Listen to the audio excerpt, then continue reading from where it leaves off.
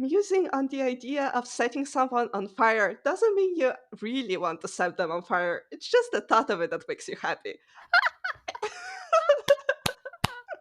Applause to that. Amen. Amen to that.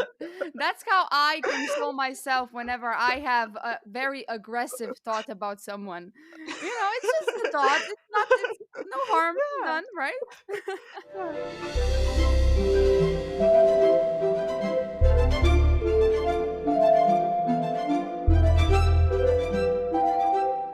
Hey guys, Nina here.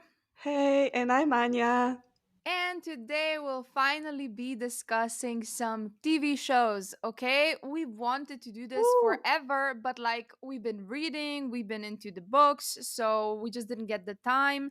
And now we finally are like taking a break for a little bit from books and we're just watching Mhm. some TV shows. And I couldn't be more excited about this. Same. Oh my gosh. I am so excited for this episode. I've been like pestering you this whole week about all of those shows because I don't know, like the second I've thought of my list, I've just been insane. Like I've rewatched like one and a half of them. I've been like watching a ton of YouTube clips. I have extensive notes. Like I'm just I think this episode is going to be so fun, and we're finally, doing something different. So I really hope that people take something away from this and maybe check some of those out or talk to us about those shows if they know them, because since they're underrated, it's kind of hard to find people who do know them, right? Exactly. These shows are all, in our opinion, and not just our opinion. Like, we've done our research, we kind of Googled and Hmm. looked at other people's opinions on social media, and it seems that, yeah, mostly it is believed that they are perceived as underrated. And yeah, like we've mostly now just discussed books. We have one episode that's a yearly wrap up, and in that episode we both summarize some TV shows that we also really like. But other than that, so far this is the first episode that is dedicated solely to TV shows, and there are gonna be more of these kinds of episodes, so stick around if you're into that. But yeah, so I guess I'll just start, right, Anya? Since I Yes. have four TV shows, Anya has three to mention. And these are not like in any particular order, okay? Because it's been a while since I've watched all of these, so I can't really order them and say, okay, this one is my Of favorite and this course. one is the least favorite. It's very hard, so it's just random. But I'm gonna start with the show that I have the least to say about. And it's not that I don't like it or anything, but this show you have to go into it blind, okay? I'm just gonna Ooh. summarize it really just generally, but the thing is that it starts as one thing, but it ends up being something entirely different? So I can't really say too much because you have to be surprised. Well, color me intrigued already. So let me know more, please. Yeah, so it's the OA, and you can Mm. find it on Netflix. It's a Netflix original, and like seriously one of the best Netflix originals TV shows ever. It has two seasons, and it pretty much follows a blind girl named Prairie, and she goes missing. So the shows basically starts in the present when she reappears 7 years later. Now she's like in her 20s and she's not blind anymore. She sees now. What? Yes. So it's pretty How? much, yeah, that's the mystery of it, right? So Mhm. it's pretty much a mystery. It's sci-fi, it's fantasy, it's a lot of things, it's drama. And yeah, it basically has two storylines. We follow the present, obviously, when Prairie reappears, the detectives, her family, they all want to figure out what the fuck happened, where was she? But she doesn't Mhm. really tell them anything. They all assume it's because of trauma, of course. She says that she doesn't remember, but there's a lot of mystery going on there because this show is really well done in the sense that you don't know whether Prairie is actually the good guy or the bad guy. You don't know if like she's dangerous, if she's delusional, if she's just Oh. intelligent. You're kind of doubtful of the main character. Oh, And I it love does that that. really well. Yeah, exactly. And she's such an interesting character. The actress, by the way, the main character, she is actually the one that created this show. I love her so much, really. I was very impressed by her, and I've never seen her anywhere. So, yeah. Then the other storyline that we follow is the 7 year ago, right? So we kind of see her Mhm. life at that time and what even happens. What's the reason for her disappearance? What happened to her? Where was she? So we find all of that Yeah. out. And like I said, I can't speak, like, I can't say too much, but I would recommend for you to watch the trailer because the trailer is well done. It doesn't reveal anything, it just kind of really grabs your attention. But I will say that this show is a weird TV show, okay? It's like one of those out of the box TV shows. It's very unique. The vibe that it has even is different, because with me it was like I watched a trailer and I loved it. And then, I started watching it, but the thing is that I stopped like in the middle of episode 1. I wasn't hooked immediately at all. I was like, Mhm. I don't know, I wasn't intrigued by the vibe, so I kind of had a break from it. And then, like, one time I didn't know what to watch, and I was like, why wouldn't I continue this? And I started Googling and I went on Reddit, and I actually, posted something, is it like this worth watching? And really didn't grab my attention immediately. And people were like texting me that, yeah, that it was the same with them, but that you just have to keep watching because it's like, it's one of those shows that you have to stick with it, And like after episode Yeah. 1, when I finished episode 1, I was hooked. So you just have to stick till the end of episode 1, At least in my case it was Mhm. like, so yeah, that's like my advice for when you start watching, or if you do. And now another thing that's a problem with this show is that it was canceled, okay? So it actually ends on a cliffhanger, and I am Oh, one of fuck those you. people, yeah, I'm one of those people that hates cliffhangers. Okay, you know me. I Yeah. just need an ending. I even hate those, Mhm. when you have like TV shows or movies that the ending is kind of open. It's open to interpretation, right? Somehow. Yeah, sort of those ambiguous endings, like you imagine your own thing. Exactly. I hate those too. I'm the type of person that I Mm. need a specific ending. I don't know, that's just me. I mean, there are instances where I'm not like that, but rarely. So, of course, I the last person who you would imagine recommending you a TV show with a cliffhanger, right? But I Yeah. still do. I still do just because it's so different. I feel like everyone needs to see this. And I actually wrote down this here because like I was writing my notes before and I just had this thought process. So it's one of those shows that stays with you and denies conventional expectations. So it's pretty much, Mhm. some say, okay, if you don't like cliffhangers, maybe it's not for you. But at the same time, I feel like this is one of those shows that actually isn't about closure. I think that if it ended properly, it would still end in a way that would keep you guessing a little bit. You know what I mean? And Okay. you Uh-huh. get some answers. It's not like you don't get any answers. The thing is that you get Yeah. the answers that you want from previous things, but a new question opens up. You know what I mean? That kind of a scenario. So, yeah, it's not about closure. It's more about leaving your front door open and about contemplating the infinite unknown. So, that's all I'm going to say. Fuck. I'm not being very specific here, I know, but I don't want to be specific. I kind of wish you would say more though, because I have to know more Okay, now. what like exactly would you want to know? Like a specific question maybe. There was a mention of sci-fi and of fantasy, so I want to know, like, do not go into the specifics, of course, but Mhm. just how much of those elements appear in it. Like, what can I expect in this case? Because I love sci-fi, I love fantasy, so is it that kind of story? Yeah, so that's the thing. Yeah, it kind of starts off as a mystery in the sense this girl was kidnapped, what was Mhm. happening to her? Was she tortured by a serial killer or whatever? That kind of a question. But it actually is a lot more science fiction-y than you would expect. It's science fiction entirely. Oh, cool. Yeah, but I it love really that. doesn't start that way. You have no idea. It's like you would not see that coming. Okay, okay, and I'm happy to not learn more. Just the fact that it's going to be some sort of a plot twist in that direction. I Mhm. love that. Yeah. I also love that the lead actress is also the writer. Like, I kind of love TV shows like that. Another one Mhm. that's, I mean, it's completely different, but It's Always Sunny is like one of my favorite comedies, and it's the same thing where the creatives are also the lead actors, and that's like so that's like fully your vision. That's like fully your product. And you're just Yeah. like, putting like all of yourself in it. And I think that's like so cool. So that's also intriguing me. The cliffhanger part is, of course, scaring me because Yeah, I know. I think we can both say that we've been traumatized by cliffhangers. That's For going sure. to come up on my list as well. Like, I was debating similar sort of questions and thought processes for sure. So, I am scared, but if you say that it's worth it, then I'm like, yeah, maybe it's worth it. Yeah, you have to trust me on this. And when I started watching the show, I knew it was a cliffhanger. And I feel like that kind of helped me a little bit because, I was expecting it. So, of course, when I came to the part, I was like, no, I want to know more. You can't do this to me. But at the same time, I wasn't that annoyed by it just because I knew and I kind of prepared myself for it mentally. Okay, sure, sure. So I was just along for the ride. Yeah.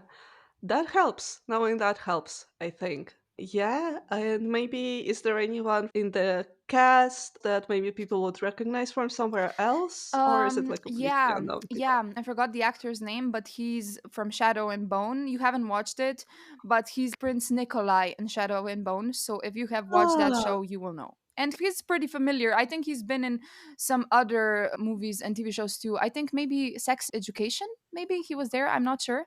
But yeah, it doesn't have, I don't know what kind of a familiar cast recognizable. That's why I was also kind of skeptical because when I see familiar faces, that like connects with me of even course. more. And of course, I want to watch my favorite Yeah. actors, right? But no, these are very talented actors in the show, and you'll not be like bothered by their performance or something at all. Mhm.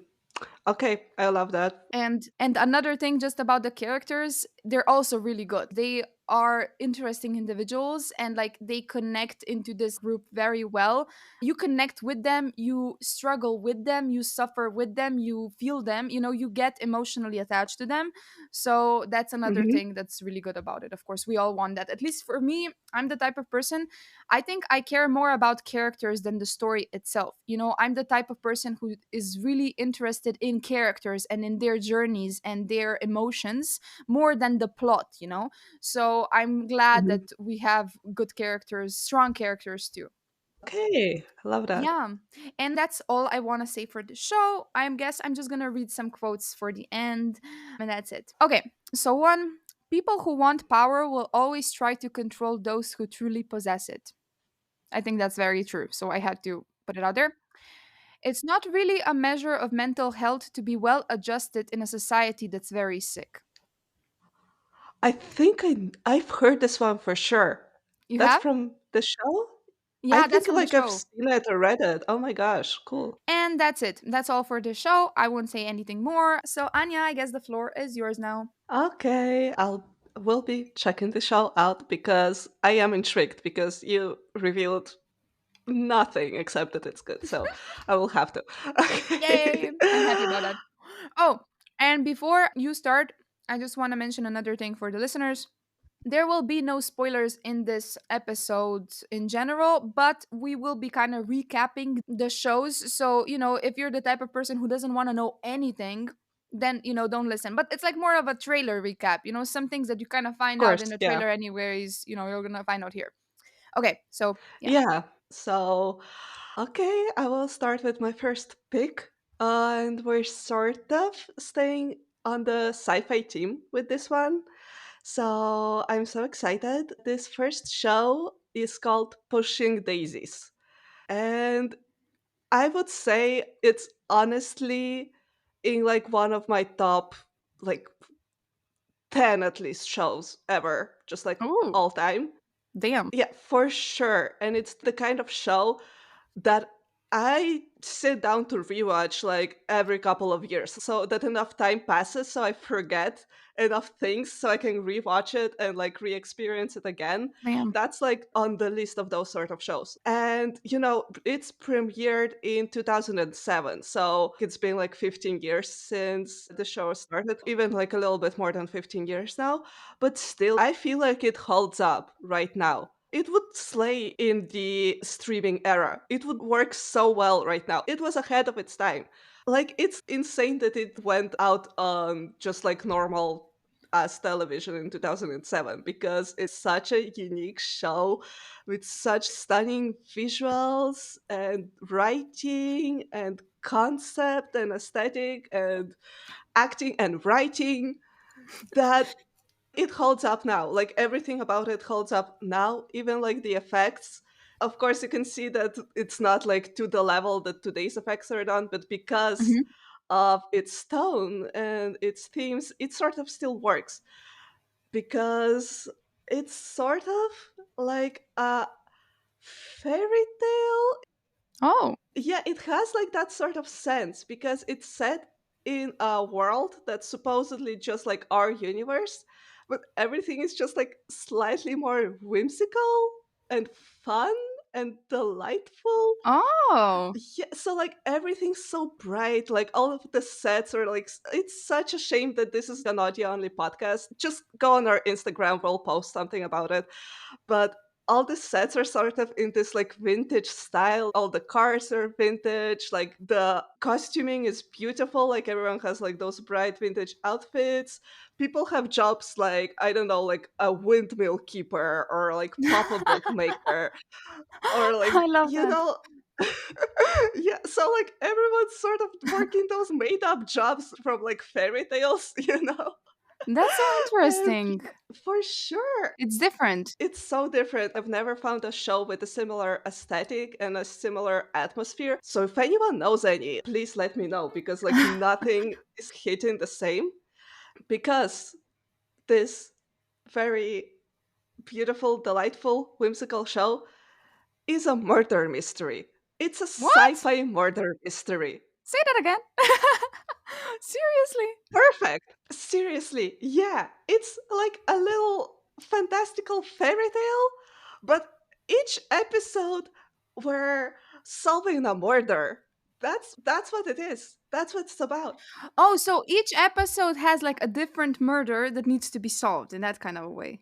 Yeah, yeah. So, they just like keep killing each other. Like in this like world, there's just like a fuck ton of murder that needs to be solved. And it's like wild to hit this balance between kindness and joy and love while also being about like some pretty dark, deep shit. And that's like the balance that the show is striking Hmm. because our main character is Ned the pie maker, and Wait, he Ned the pie maker. exactly Amazing. guess what he does. He makes He makes pies. pies. Hell yes. He has a little bakery that's shaped like a pie, and it's called the Pie Hole. So This is ridiculous, but I love it. It's a vibe.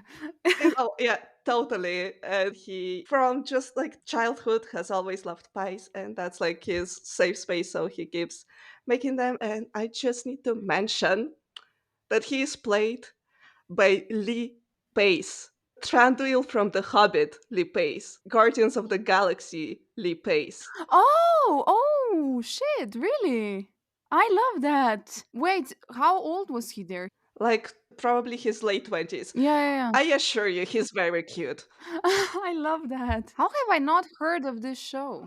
I mean, it's pretty old, so that might be it. But so we have him, Yeah? the pie maker, and he has a secret ability, and that is that when he touches dead people, they come back to life. Oh, okay. That's nice, but at the same time, that means that like every person that was murdered, he can just kind of bring them back to life, right? Well, that would be simple if there was no caveats and Yeah, okay, yeah, yeah.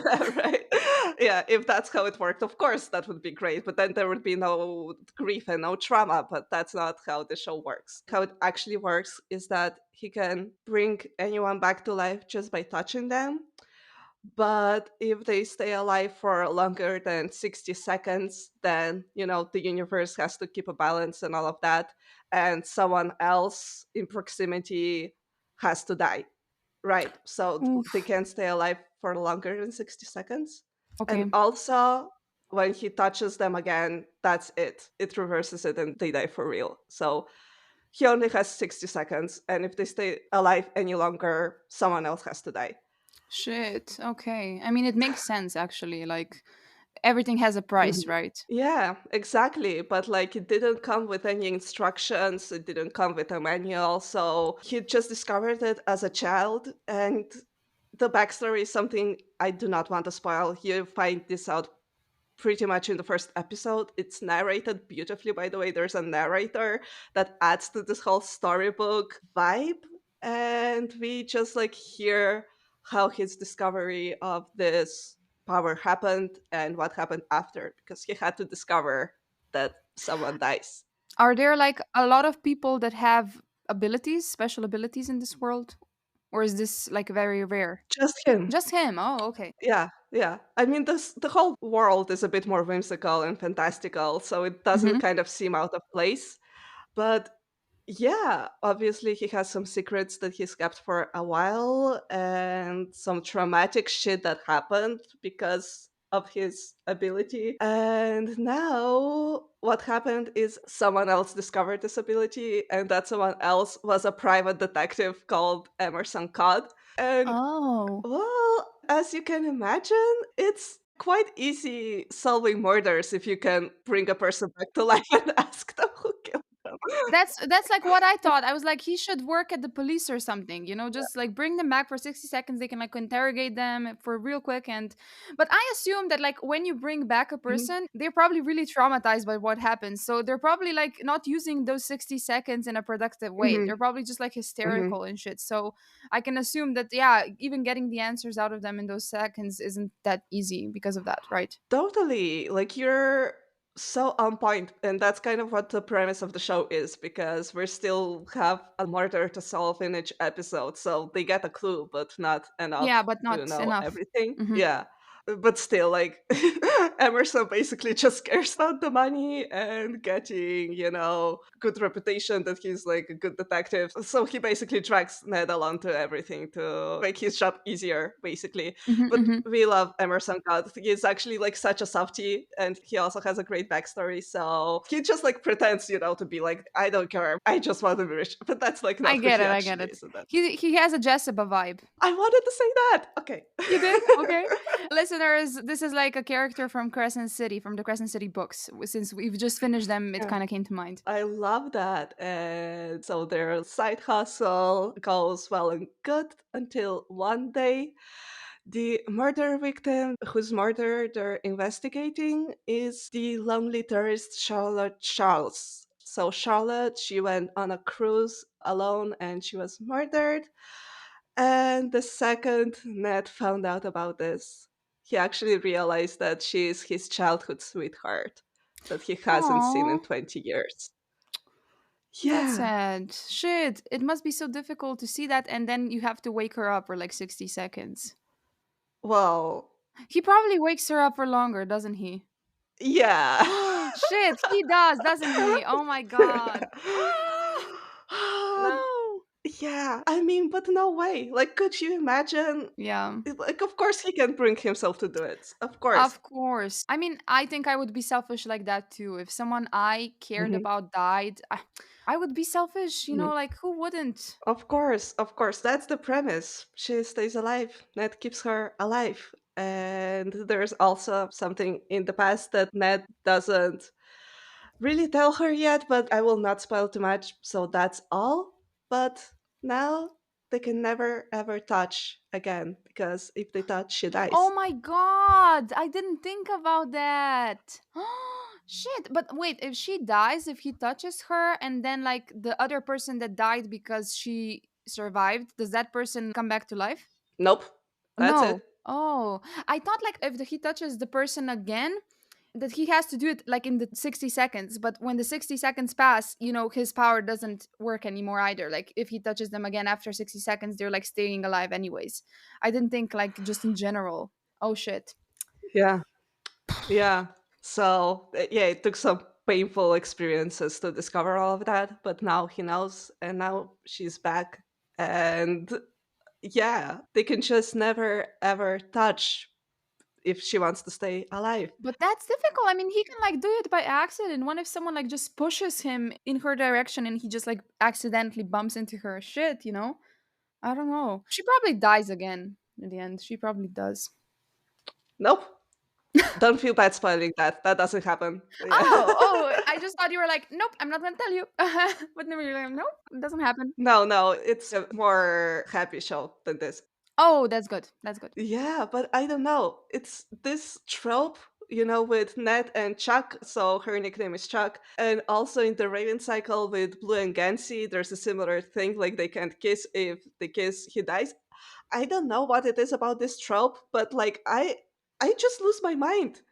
It's just it's so good. It's so painful, but it's so good. Oh my gosh. And you can imagine the chemistry between the actors is so good because like you Yeah. see how in love they are. You believe that they're like perfect for each other and made for each other, just like from how fantastic they just work together and the writing and the chemistry. It's so good.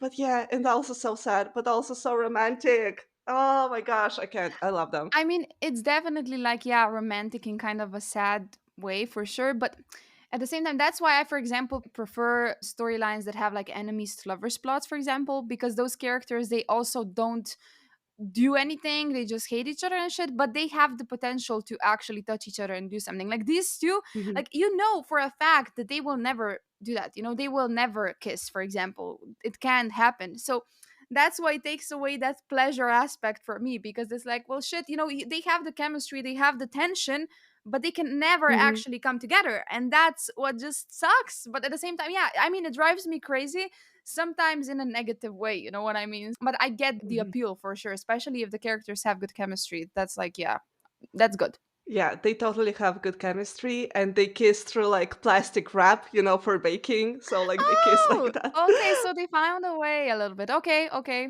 that Yeah. works, I guess. Yeah. They hold hands in gloves and stuff, you know, or like dancing like beekeeping suits because Chuck keeps bees, so she loves bees. So Aw. it's sort of little things like that that are just like so romantic, but of course also tragic. But of course, the show is also deeply about love, and it combines those themes so well because you know you have this like grief and sadness and longing for someone you love, but there's also so much romance and so much love and so much light and happiness in it, like because Ned's life was sort of, you know, very sheltered before Charlotte came in. Like, he baked pies and raised the dead, and that was his life. And then when Charlotte came back into his life, it's like his whole world changed. Like, he was happy again. Like, she brought that life, that happiness. So, So he never stopped loving her. no. And she never stopped loving him. And why did they break up then? Can you tell us that, or is that like a spoiler? Yeah, I mean, they were 10, so they were like childhood sweethearts. Oh, oh shit. I imagined them more like high school sweethearts, not like childhood. Yeah. Okay. Okay. Yeah, yeah, Ned had to move away to boarding school. His dad basically dropped him off at boarding school and left forever. Yeah. And like they just like never had a chance to see each other again. Not while Chuck was alive, basically. Yeah. I get that. But yeah, no, I hope I'm not making it sound too sad because it's definitely also quite funny and quite like just positive. So I don't know, like I love those sort of like bittersweet shows, those sort of stories. And we talked about Ned, the pie maker, we talked about Chuck, we talked about Emerson, and also Emerson has to deal with their bullshit constantly, and it's so funny because they're just like it's so fun. Because like they're just like having like problems or conversation. He's like, "Why do I have to be here for this?" Yeah, yeah, yeah, yeah, yeah. I can imagine that. He's the comedic relief, right? Yeah, for sure. Do you know how my head works when you tell me things? I have to imagine them. Stop telling me what you to do together. You know, those kind of things. Yeah, that can be cringe for sure. The third wheel. No, no, it's fun. It's fun. He loves them. He definitely loves them. You can tell, you know. And then we also have Olive Snook, who works at the pie hole. She is the waitress. And you probably don't know this actress. She's played by Kristen Chenoweth. So for us, that doesn't like really say a lot because we're not musical theater girlies, but she's huge on Broadway. She's Oh, like in that role, she's a huge star and she's so talented. And you can tell. that she's insanely talented. She's so great in this role. Like, she's so charming and she's so funny, and she just like brings so much like character into this role, which could have been like kind of unlikable because she has like an unrequited crush on Ned, but of course who wouldn't? But yeah, so like she's struggling with that. She's struggling with like this new girl arriving, and she's like super strange and no one would tell her anything. But still, like, you love Olive because of how fantastic this actress is. She just like makes her so likable, and she's so tiny and adorable, but you Mhm. can tell that she can cut a bitch if she needs to, you know? And I love Oh, I characters like like that. that. Yeah. Oh my gosh. The cast is just great. And there's also a cute dog named Digby who is adorable. Oh, So okay. If there's a dog, I'm in. I'm in. You sold it now. I already was convinced to watch it, but now for sure. Okay. I love that. Yeah, this show just makes me so happy. I mean, I already said about the writing that it's so good, but like I just want to reiterate it a little bit because we both have the narration that's a bit more of a storybook sort of vibe, telling you all the Hmm. backstories, all the like the murder case details, but also the dialogue is written so well. It's like so clever and so fast paced, and like jokes are just happening, but also like really like deep and sweet moments are happening, and it's just so good that I have to like point it out because now on this fourth rewatch or whatever I'm doing, like I'm really paying attention to the writing, and it's just like fucking great. Like things are rhyming, things are like alliterating, you have all those little like it's just great. I'll be reading some quotes so you Hmm. will know. But yeah, as I said, it's quite an old show. It's from 2007 and it's got two seasons because sadly it was a victim of the writer's strike, like not the latest one Oh but the one shit. before. I remember, yeah. Oh. Yeah, I mean they did have a chance to still finish it, bring it to like a end that Hmm. I would say it's satisfying. Like you can tell that it got a bit rushed. Like it's probably been planned to go on for longer, but you know, Brian Fuller just had to finish it a bit quickly. So in the tail end of season two, I would say it was a bit rushed, but still, it got a conclusion. It's got a good story, and I would, you know, still recommend it for people because I feel like it still holds up even in today's sort of standard, I would say, of TV shows. And yeah, like the cast went on to do like pretty big projects, so it's still like getting people to come in and to come watch it. So it's sort of like got this little cult following. Hmm. You know, I already said about Lee, about Kristen, also Brian Fuller, you know, he went on to make Hannibal and American Gods and Star Trek TV shows. So he's like made some quite huge projects after pushing Daisies, you know? That's amazing. I mean, it seems that this TV show was kind of like a jumping point for them in their careers, right? Yeah, I think you're right. Like Lee Pace said that the Hobbit director actually found him through watching Pushing Daisies. So, you know, Amazing. for sure that was a part of it. Do you have anything else to say, or can I move on to reading 3 million quotes? I just want to say that it sounds interesting. It sounds like right up my alley, and I think I will be checking it out. You know, TV shows that are kind of a bit older do scare me sometimes, just because, you know, especially if they are science fiction because of the effects and everything, that can kind of annoy me if they're not done well. But I remember like Buffy the Vampire Slayer, for example. I Yeah. really didn't want to watch that show either because it was so old and the vampires, they looked super stupid and everything, but it was still a really good story, and once I started I was hooked, so I don't see why I couldn't be hooked by this one. Awesome. Yeah, I see what you mean. But yeah, for this one, you kind of already have to suspend your disbelief a little bit because of just the world and the setting is already sort of outlandish, just like a tiny bit outlandish. So when special effects also look like a bit cartoony, it's kind of sort of part of it. And I think that was so clever. Like it's the same sort of with costuming, with set design. It's all sort of set apart in this sort of like vintage, out of time way that it Hmm. could have been done at any time and still like work. And I that's get was that, such a yeah. clever, I think, That's decision. Yeah. clever, that's smart. Yeah, awesome. So I just have like a shit ton of quotes. If you'll excuse me, we'll be deleting half of them, but you'll have to listen to me. Got this. So this is what Ned said about bringing Chuck back. I was being selfish. I'd love to tell myself I was unselfish, but I know deep down in my primal spot, I was being unselfish for selfish reasons. I just thought my world would be a better place if you were in it. Cute. Yeah. Okay. Everything we do is a choice: oatmeal or cereal, highway or side streets, kiss her or keep her. We make choices and we live with the consequences. If someone gets hurt along the way, we ask for forgiveness. It's the best anyone can do. That's so true. Yeah, sometimes we mess up. We choose things and we have to live with them and we have to own up to them, right? And it's a huge part of that too. I mean, there's this like big ethical questions about, bringing someone back to life, being Of the one course. who chooses who lives and who dies. It's like quite heavy sort of Yeah, it's playing a god in thing. a way. For sure, yeah. And I love the way it's presented in the show. So, okay, the truth is there are a lot of people like you, us, with strange hobbies or talents or gifts that we try to hide because we're afraid that it makes us seem weird or turns people off. But that's a mistake.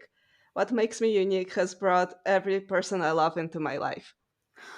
Oh my gosh, I love that so much. Oh, I love that because that's so true. Being unique is a good thing. And I feel like people most of the time, and especially in this time that we live in, are afraid of their uniqueness and of their weirdness in a way. But no, being weird and being unique, that's such a good thing. It's a positive thing. And I wish more Mhm. people were aware of that and embraced it instead of, running away from it. Yeah, I agree with that. And I love that too. So that's like such a great message to send. Yeah. And I actually have a quote that says there is freedom in not belonging. And that's how I felt most of Mhm. my life, so this quote resonates with me deeply and thank you Oh. for reading it. Oh, I love it. Then I hope you will love what the show stands for. Okay, then this one is from Emerson Cod. Well, who died instead, Ned? It's a random proximity thing. Bitch, I was in proximity. Good point. That's what I wanted to say before. Like, what if someone that's close to you dies? Like, what the fuck? What if your friend dies or your family member or someone that's next to you? I mean, the fuck? Exactly. Oh my gosh. Okay. Okay, this one makes me quite happy. Is by Chuck. I woke to the smell of toast and eggs drifting through a sun-dappled curtain, and I thought how lucky I am to be alive in a world with sun-dappled anything. Oh, the little things in life, man. The little things in life. That's Mhm. what this quote's about. And amen to that. This show has some really deep quotes. I'm very positively surprised by it. I mean, I know you said that it's written really well, but they've resonated with me. I love them. Mhm. Okay, I love it. Okay, wait, just one more from Just Olive one so that more. we have something from Olive. Okay, sorry. Okay, It's fine. okay, cool. Musing on the idea of setting someone on fire doesn't mean you really want to set them on fire. It's just the thought of it that makes you happy.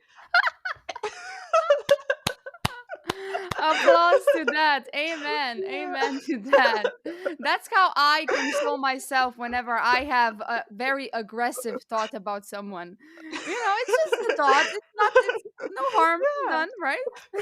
Yeah. For a second, and then you feel bad, but that second will be a lot of fun. Exactly.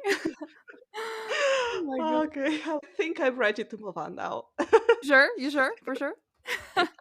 Yeah, yeah. Oh my god. Yay. Okay, it's a good one. I think I will watch it. I still can't believe I had never heard of it, but I mean, I have like Googled in the past some underrated shows, sci-fi and stuff, and I've never like Mhm. seen this. I'm convinced of that. But yeah, thank you. Yay. Okay. So, the next show on my list is, I've said before that I don't like rate them. I can't say which one's my favorite out of all of these. But I think that this one is my favorite out of all of these just because when I was making notes for it, I was not excited about any of the shows as much as I was about this one. So, I love it. It's Black Sails. So, Okay, let's you've heard of go. this one, right? I've heard of it, and then like I remember I kept thinking for months, oh, I have to check out this show that I keep hearing, and then I forgot. So I'm really excited now to hear about it because Yay! it's definitely on my list. Yeah, okay, yeah. So it's kind of a historical adventure action drama. It's based Hmm. on some true events that happened, but it's also fiction mixed with reality, right?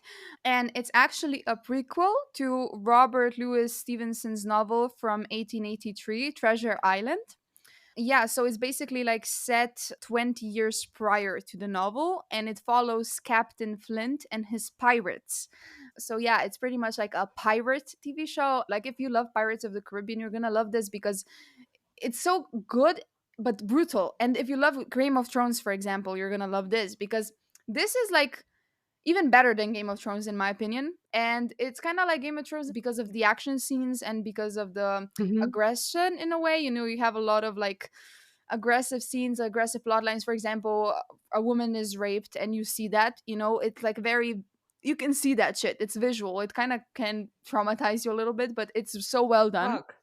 Yeah, it's very realistic, you know. It doesn't hide away from that those ugly parts of the world and people and stuff. It has 4 seasons, and thankfully this one doesn't end on a cliffhanger. It has a proper ending. But all I will say is that I'm afraid of rewatching the show just because it stuck with me forever after I finished it. I kept thinking about it months after I finished it. I kept like promoting it on my TikTok. I was like posting so many videos about it, just convincing people to watch it. And I did not expect this because my expectations going into this was that I was gonna get a lot of explosions and a lot of nudity, okay? Because that's what I Okay. kind of knew about it. You know, the trailer is done really well, but I saw there's a lot of action, a lot of explosions. It seems like a fast paced TV show and not. I Hmm. didn't think it was any deeper than that, right? I just wanted something to turn my Hmm. brain off.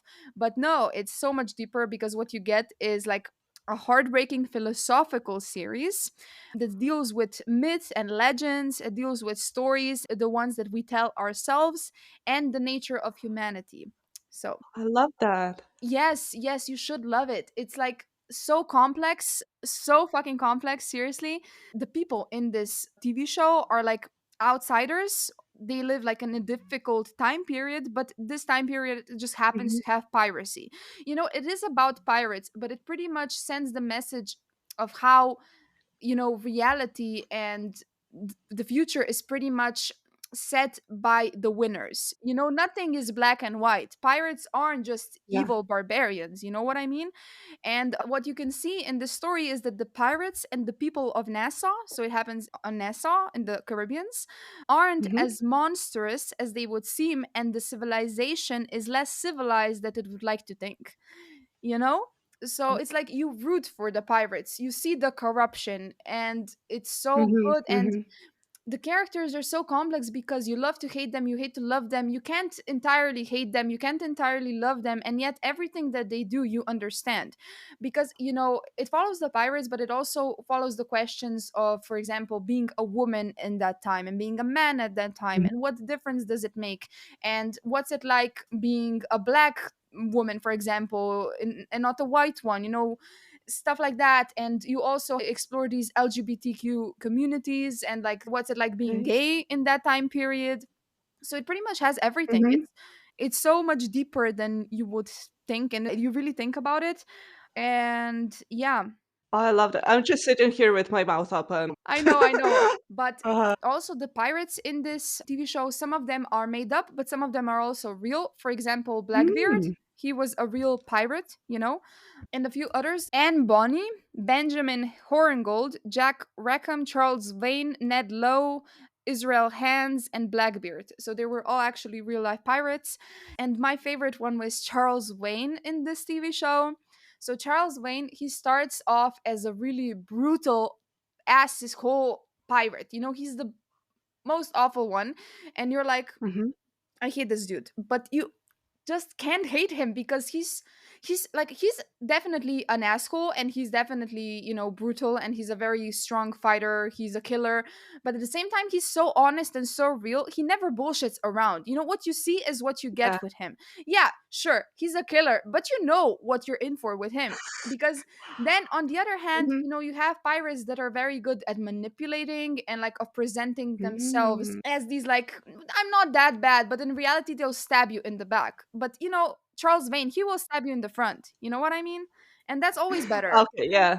So, because none of them is good, they're all killers, but at least he's honest about it. He doesn't pretend, he doesn't fake it. So Charles Vane, he's so amazing. And there's like also this love story in this show that isn't romanticized. You know, it's kind of like a love story that's pretty toxic, but you know it's toxic. They know it's toxic. It's not made up into this, oh, it's toxic, but you know, it's so beautiful. You know what I mean? I love it still. Yeah, Yes, yeah. and it's difficult because you see the characters they do care for each Mhm. other, but just the time and place that they're put in and the roles that they have in society are just so different that they just clash, even though they care, you know, and they just can't work. And I'm getting goosebumps right now, and it's so good, Anya. Oh my gosh. That would be so, like, traumatizing to watch. I Like, know, I if you know. know that, like, they love each other and then they get Yeah, I would and emotional damage, you know? yeah, emotional damage for sure. And you have two camps, by the way, about this TV show. You have like the camp that is really a big fan of Charles Vane, and like they see him the way I see him, you know, for the real asshole that he is. But on the other hand, you have a Captain Flint camp. Captain Flint, he's the main character of this show, and he's an interesting one, and I love him too. But they kind of clash, these two characters. They're kind of against each other, but I'm more on the Mhm. side of Charles Vane than I am on Captain Flint's. But Flint, he's also such an intriguing character. He's so good, and his like story, his background in the show, you also get like background stories. You know, you find out more about Captain Flint and how he became the person that he is today and stuff like that. And he has such an interesting background. You wouldn't expect it, and it's so good. And yeah, Flint, he knows how to speak to people. He knows how to get what he wants. He knows to say the right Uh-huh. words, shit like that. And there's another pirate that's similar to him in that sense, John Silver, Long John Silver. I think he was like mentioned in a lot of TV shows and movies that had pirates in them because this name is so familiar to me. And I think he was a main character in the Treasure Island book, or at least one of the important characters. And he's the one that's the best at manipulating. That's why he's John Silver, you know, silver tongue. Like he just knows what to Okay, say. yeah. And he's very charismatic. And Mhm. by the way, the cast in this TV show is also really, really good. I don't know if like I can give you examples right now of where they've been, but Mhm. maybe you know them by name. So as Flint, Toby Stevens. Then as Eleanor Hannah New. As Long John Silver, you have Luke Arnold. Jessica Parker Kennedy as Max. Tom Hopper as William Billy Bones. Zach McGovern as Charles Vane, the one that I love. And Zach McGovern, he's part of the 100, if anyone knows that show. And Flint, he's a very well known actor. He was in Lost in Space. Do you know Lost in Space? Nope. Anyways, Lost in Space, if you guys watched, he was the father.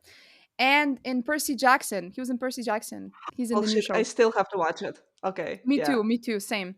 Anyways, such a good show. The love story that I mentioned Mhm. is amazing, but it's heartbreaking. Like you have to expect the sad ending. And I'm sorry, that's a bit of a spoiler, but like it's not really a spoiler because you can see from the beginning where it's going.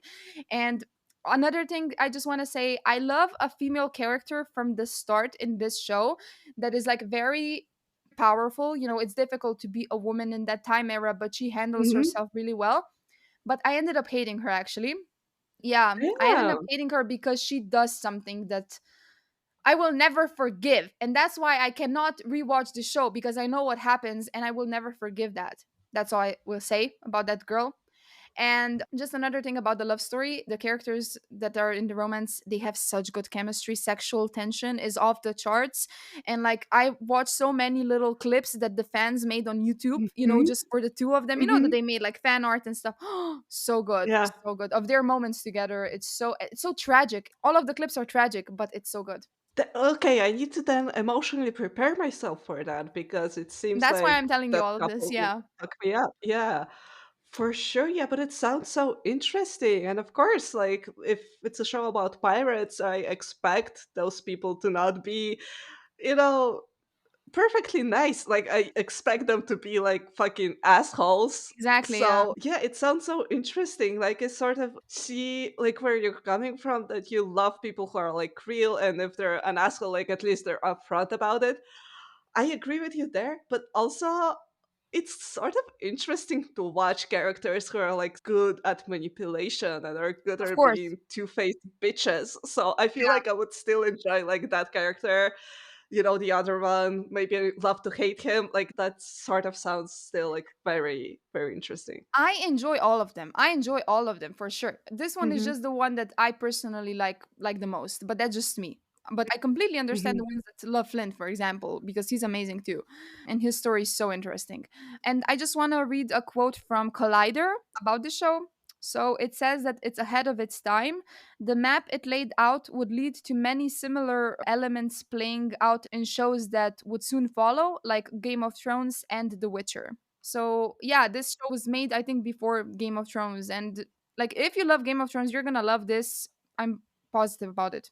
Yeah. So it kind of like set the scene for the Yes, sort of the trend that happened afterward. Okay, that's exactly. awesome. And it's just So so annoying interesting. that everyone knows Game of Thrones and no one knows this. It's so sad. Damn. Okay, well, now more people know about it. The three Yes, people who are still tuned in know, so we appreciate exactly. that. Thank God for that. Okay, so do you have any questions or can I just read the quotes now? So how many okay, 4 seasons, Hmm. good ending, better ending than Game of Thrones, I imagine. No, let's move on to quotes. Okay. Okay, so this is something that Charles Vane says, my favorite pirate ever. Mhm. Also, he's super sexy. So, there is a place not far from here where strong men live lives of pleasure, not labor, a place where you could be feared and respected once again. Follow me, and I will show you what life is. And he's just Okay. so he has really good speeches, by the way, Charles Vane. Like he's not the manipulator, but he's so direct and real. He just says what he says, Mhm. and every statement that he states is so powerful. People want to follow him because he's like this big warrior. He has the long hair, he has the muscles, he's tall. He has that vibe, that I am a Mhm. beast vibe. And when he says something like this, you're just like, I'll go wherever you say, just take me. Oh, I So love that. yes, Yeah. like the cast is really good. They casted the perfect actors. Oh, Okay, another one from him. yay. I came into this world screaming and covered in someone else's blood. And let me tell you, I'm not afraid to leave it the same way. Fuck yes. I think Fuck I've yes. heard that too. Oh my gosh. I mean, I'm not surprised because it's a good one. And this one is Mhm. from Captain James Flint, so from the main character. They paint the world full of shadows and tell their children to stay close to the light, their reasons, their judgments, because in the darkness there will be dragons. But it isn't true. In the darkness there is discovery, possibility, freedom. Oh, He's cool. he's that type of Yeah. philosophical character. He really wants to change the world and he wants to Mhm. free the people, set them free, change the system, equality. Yeah. He's that. And like I said, he may be a manipulator, but he does everything that he does with good intentions. You know what I mean? So he's good. You know what I mean? He's not a bad person. It's just that kind of the world maybe made him a little bit bad. So you resonate with that guy too. Like now that I'm talking about Flint, I'm like, oh my gosh, I love him too. You can't. I don't know, but they all make questionable Yeah. decisions too. So at the same time, you hate them. Like I said before. Oh, okay, yeah. I Okay. might love him. We'll Yes, you see. will. I Yeah. think you'll love Flint. I think you'll prefer Flint to Charles. I think so. I think you won't agree with me, but it's fine. It's fine because I love him Mhm. too. Mhm. I just hope that like you'll see appeal of Charles. Even if you don't like him as Okay. much as I do. Okay. Okay, another quote from Charles. Life is short, sail fast, die young, leave a sexy corpse. That's one of my mottos. Leave a sexy corpse, man. That's why we live. That's a daily affirmation, For just like sure. hyping I should yourself put up that to leave the house. I will put that in my like Insta caption one day for real. Why not? It's a good one. Yeah. Okay? Ah.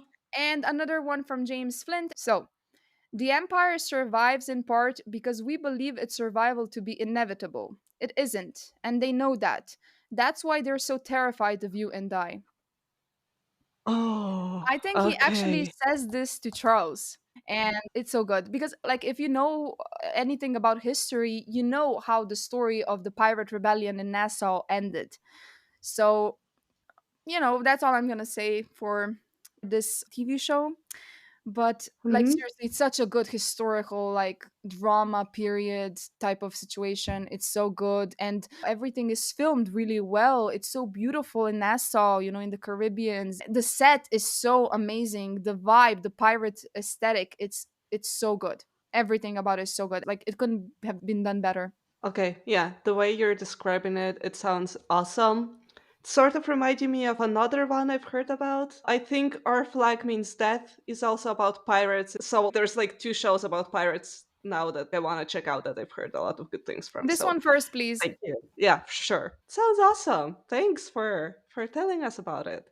You're welcome. Cool. Yay. Yay. Okay, so shall I move on to my next pick? Yes. Okay, cool. So this one will be a little bit of a 180 from Nina's. This one has also a bit of a historical context in it, so maybe this is a parallel I can draw, even though it pains me a little bit to call the 90s historical context because we're not that old, you know? Oh no, don't say that. It breaks my Yeah. heart. I know, right? Like, no, it still happened like 10 years ago. It's fine. So, yeah, but the TV show I am choosing is called Derry Girls. Oh, I've heard of that So, one. Yes. okay, awesome. I mean, from the shows that I'm choosing, this is like the one that's the most beloved, that's the most popular. But even so, like I feel like in the world of like high school comedies, because this is technically a high school comedy, it's not rated high enough. It deserves more than it is getting. So I of course want to hype it up a little bit more because for me I think it's my favorite high school comedy, drama, whatever ever. So Okay, that's why I nice. picked it. Yay! So yeah, like as I said, this show has a bit of a historical setting. It's set in Derry in Northern Ireland in the 90s.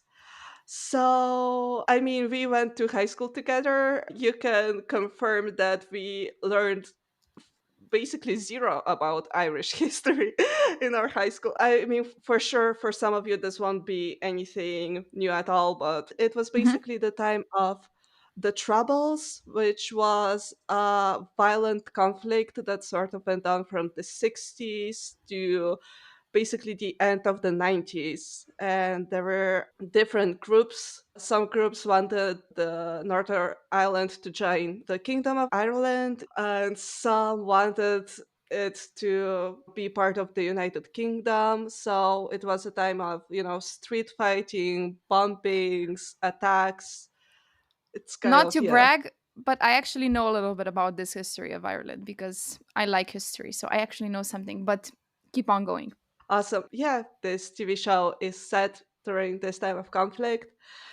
But like I said, this is a setting, but the TV show itself is a high school comedy. And it's essentially about just being a teenage girl in that time and like growing up and going to school and doing some stupid bullshit like that is what's happening. Like those people are still like living their lives and they're still, being teenagers, and that is just portrayed so well. I feel like no show portrays teenagers as well as this one does. I think this is the effort of the creator, Lisa McGee. I so hope I'm pronouncing her last name correctly, but you can so tell that this show is basically a love letter to like the place where she grew up Aw. and the time where she grew up.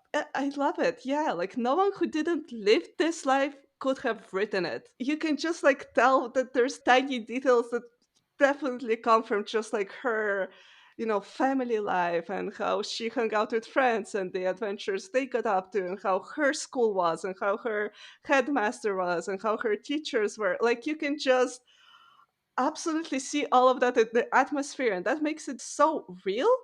And that again is such a hard balance to strike, where it is so hyper specific to someone's actual life experience while also being relatable. Like I feel like I've known people like that. Like I've had teachers like that. I Yeah. You know what I mean? Like you Mhm. see like the family of the main characters and I'm like, yeah, like I have an aunt that's kind of like like it's so relatable. Uh, Kind of, yeah, reminds me of my childhood, like my school. It's nostalgic. Yeah, it's sort of nostalgic, and the soundtrack helps with that too. It's like just like all the 90s bangers, it's got such good songs in Oh my there, gosh, that's amazing. you I love know. 90s music. Yeah, so you will love that. And like I've said, those are like, I feel like the most realistic and relatable teenagers ever. Like in all other shows, I feel like teenagers, first of all, they look like 27-year-olds with fake lashes on. They just don't look like they belong in a high school. But then all the stories, it's either like super edgy and it's just like unrelatable, or like it's so like romanticized and everyone's looking perfect, having like designer clothes and speaking like the 27-year-old speak, and that's also not relatable, or they act too much like kids. Like it's something among those lines and never like what it's actually like. And I feel Okay. like this show sort of nails what it's actually like. They all look like they've slept for like 4 hours and are like struggling to be alive. And that's like, you feel that, I hate it in some like TV shows, high school based, when the girl wakes up and she has to go to class and she slept for an hour and she has like her makeup done and her hair looks so pretty. And I'm like, bitch, that's not realistic Come on. and I hate it. But it's like, it's a TV show, but at the same time, these kinds of TV shows, they're made so that you can like relate to them, right? And that aspect matters Yeah. too. So I definitely appreciate this. Okay, awesome. That's, yeah, a big part of it. Like they rewear outfits, they don't have perfect makeup. It seems like the makeup that you would do, as a teen. And they like all look young. I mean, the cast I think was in their 20s while they were filming, but just like the way they styled them, makeup, hair, whatever, they still like look young, and also they're Hmm. fantastic actors. So the Yeah. way they act, like you feel like they're teenagers, and the writing and acting of the show like really pulls it off. Even if you don't like usually, high school shows, I feel like this show is different because the show like gets it. In this show, they're all like stupid, but in such an accurate way. Like they're stupid in a way that you can only be when you're 16, and you somehow both have no power and no control over your life, but also you're invincible and the most important person on the planet. Like that's how it feels like when you're 16. And it manages True. that because they all make such dumbass decisions, but it's nothing like a euphoria way when it's all like glamorized. No, they're just 16. I don't know. They would set something on fire on accident.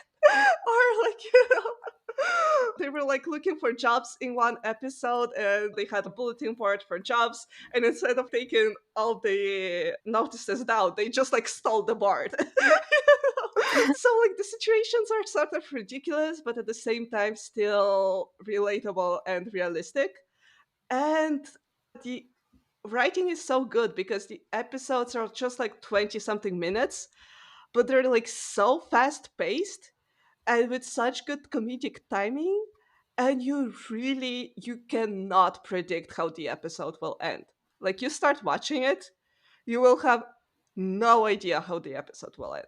And like, I'm telling you all of this because like I know you're not a sitcom enjoyer, let's just say, like Yeah. all of those like laugh track, friends sort of TV shows, you don't love them. So I'm just telling you that this is more of a situational based comedy where the humor comes from just the writing and the performances I like being that. Yeah. great. Yeah. Yeah, yeah. I really don't like it when people are laughing in the background. That kind of just takes me out of it. Yeah, I like that. Okay, awesome. Because yeah, it's not that type of a TV show. It's just like the characterization, I guess, of the characters. It's so good, and the situations are so good, and sort of you can like tell that again. It's sort of pulling from real life and real life situations and real life people, and that's what makes it funny, but still like in a kind way, if Mhm. you get what I'm saying. So I will like go a little bit into describing the characters now because we got this gang of those Derry girls.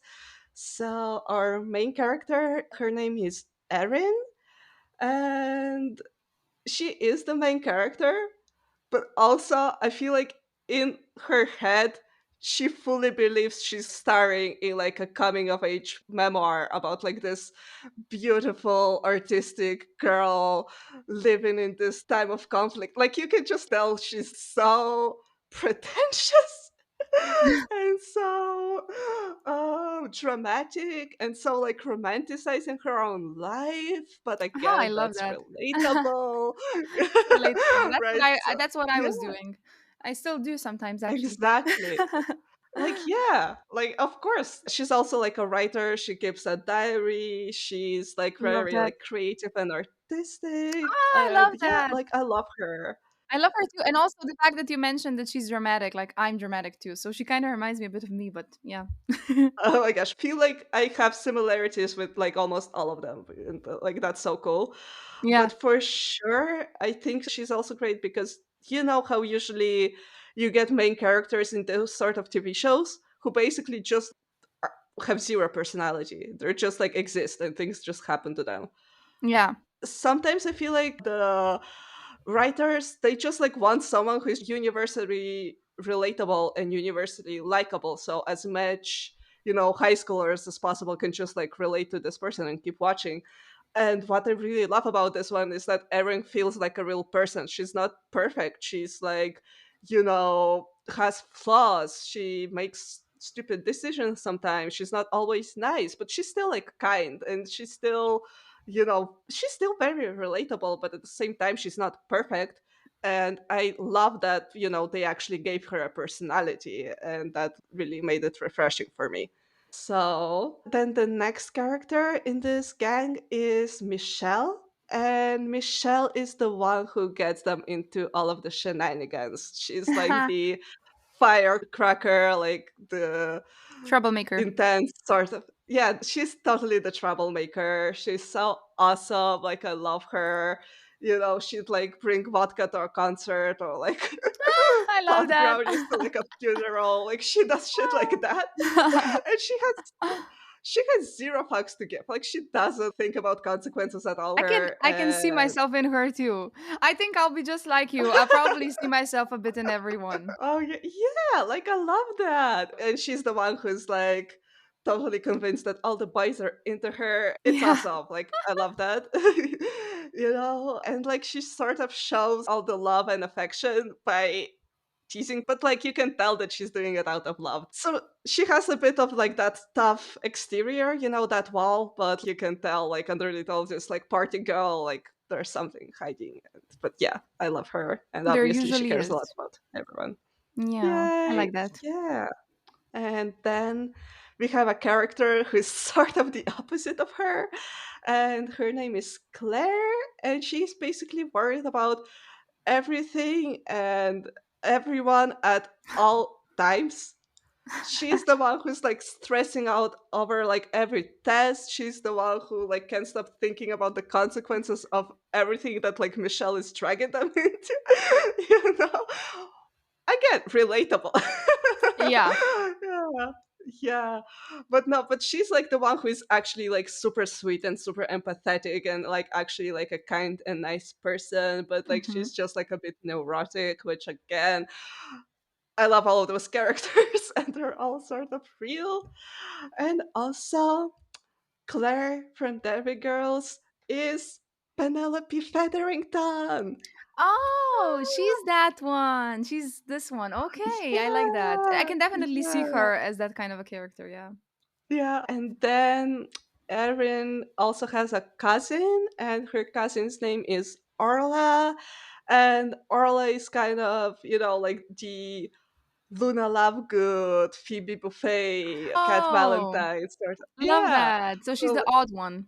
yeah, she's like the odd one. She's like the lovable weirdo sort of a character. She's like sort of in her own world all the time. She's like daydreaming. She's having, her own little world, yeah, I would say. So like yeah, she's so funny and she's so lovable. And again, I can sort of also relate to just like daydreaming all the time and like being on like my own wave, I guess. So she brings that into it. And again, the actress is awesome. She makes her so funny, and like all of her one liners are just hilarious. So pay attention to that. And as I said, Erin and Earl are cousins, so we also meet their family. You know, a lot of it is set in their like family home. And the family is like also like so iconic. It's so well written, you know. Erin's parents are like just like relatable. Like I know people like that, right? And Aunt Sarah is like the most iconic character, or like one of the most iconic characters in the show. Like you can tell why Orla is the way she is. Like she is also so fun and awesome. So yeah, I love the whole family aspect of this series. It's also so great that we have that. And the last character in this group is actually Michelle's cousin, James. And Oh, James is a guy, but because he happens to be English, he gets sent to the girls' school like at the beginning of the show. So what? basically, his mom, who is like Michelle's mom's sister, went to London and basically raised him there. But like now they're back, and because of the tensions, he would just like get Mm-hmm. beat up at the boys' school for being English. Of So they course, sent of him course. with Michelle and with the girls. So he's like the only male student in the school. So he becomes a part of the group, and he is a Derry girl. Like he is a part of the group, and we Love that. love him.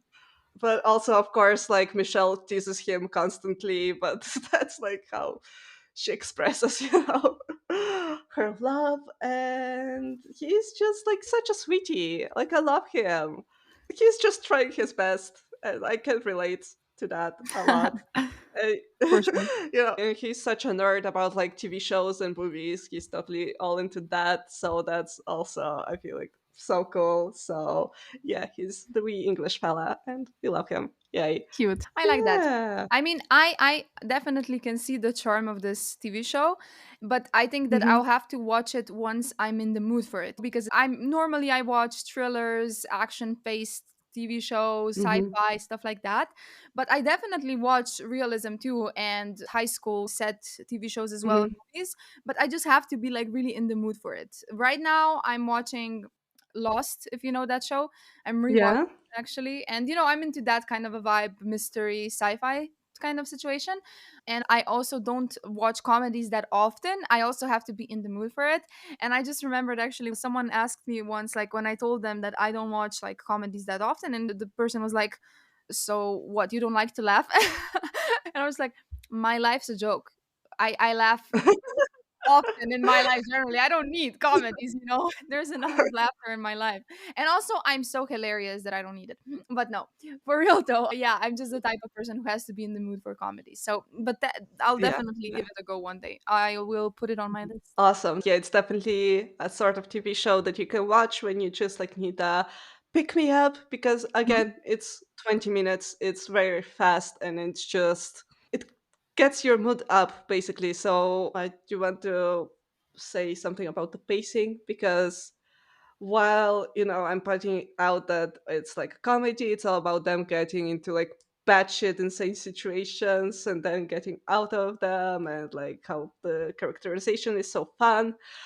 But that's sort of like what gets you in, that's what hooks you in, that's what makes you fall in love with those characters. And then at the right moment, the show just like punches you in the face with something like deep and something Oh, sad and something that makes you like think about life and family and friendship, and the time that they're in. And you have those like really like heartfelt deep moments of like having like this group who like gets you and is always there for you. So you have this like emotional sort of balance where it's not just like funny, funny, funny, funny. It's more than that. And that's what I also really enjoy about it.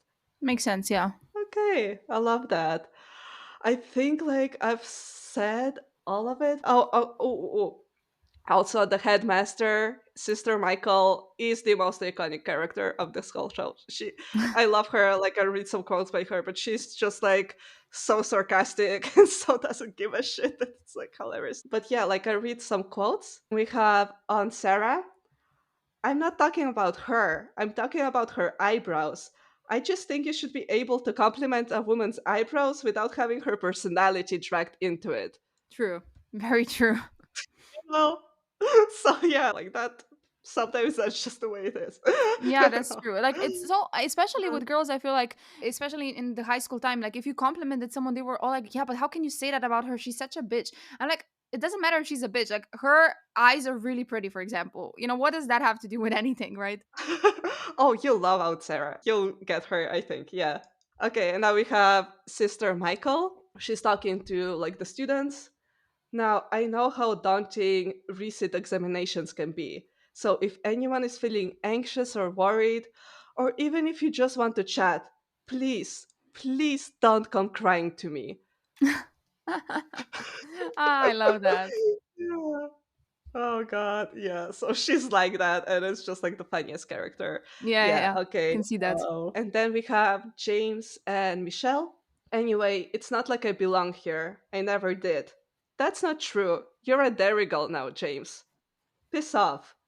I'm serious. It doesn't matter that you've got that stupid accent or that your bits are different than my bits.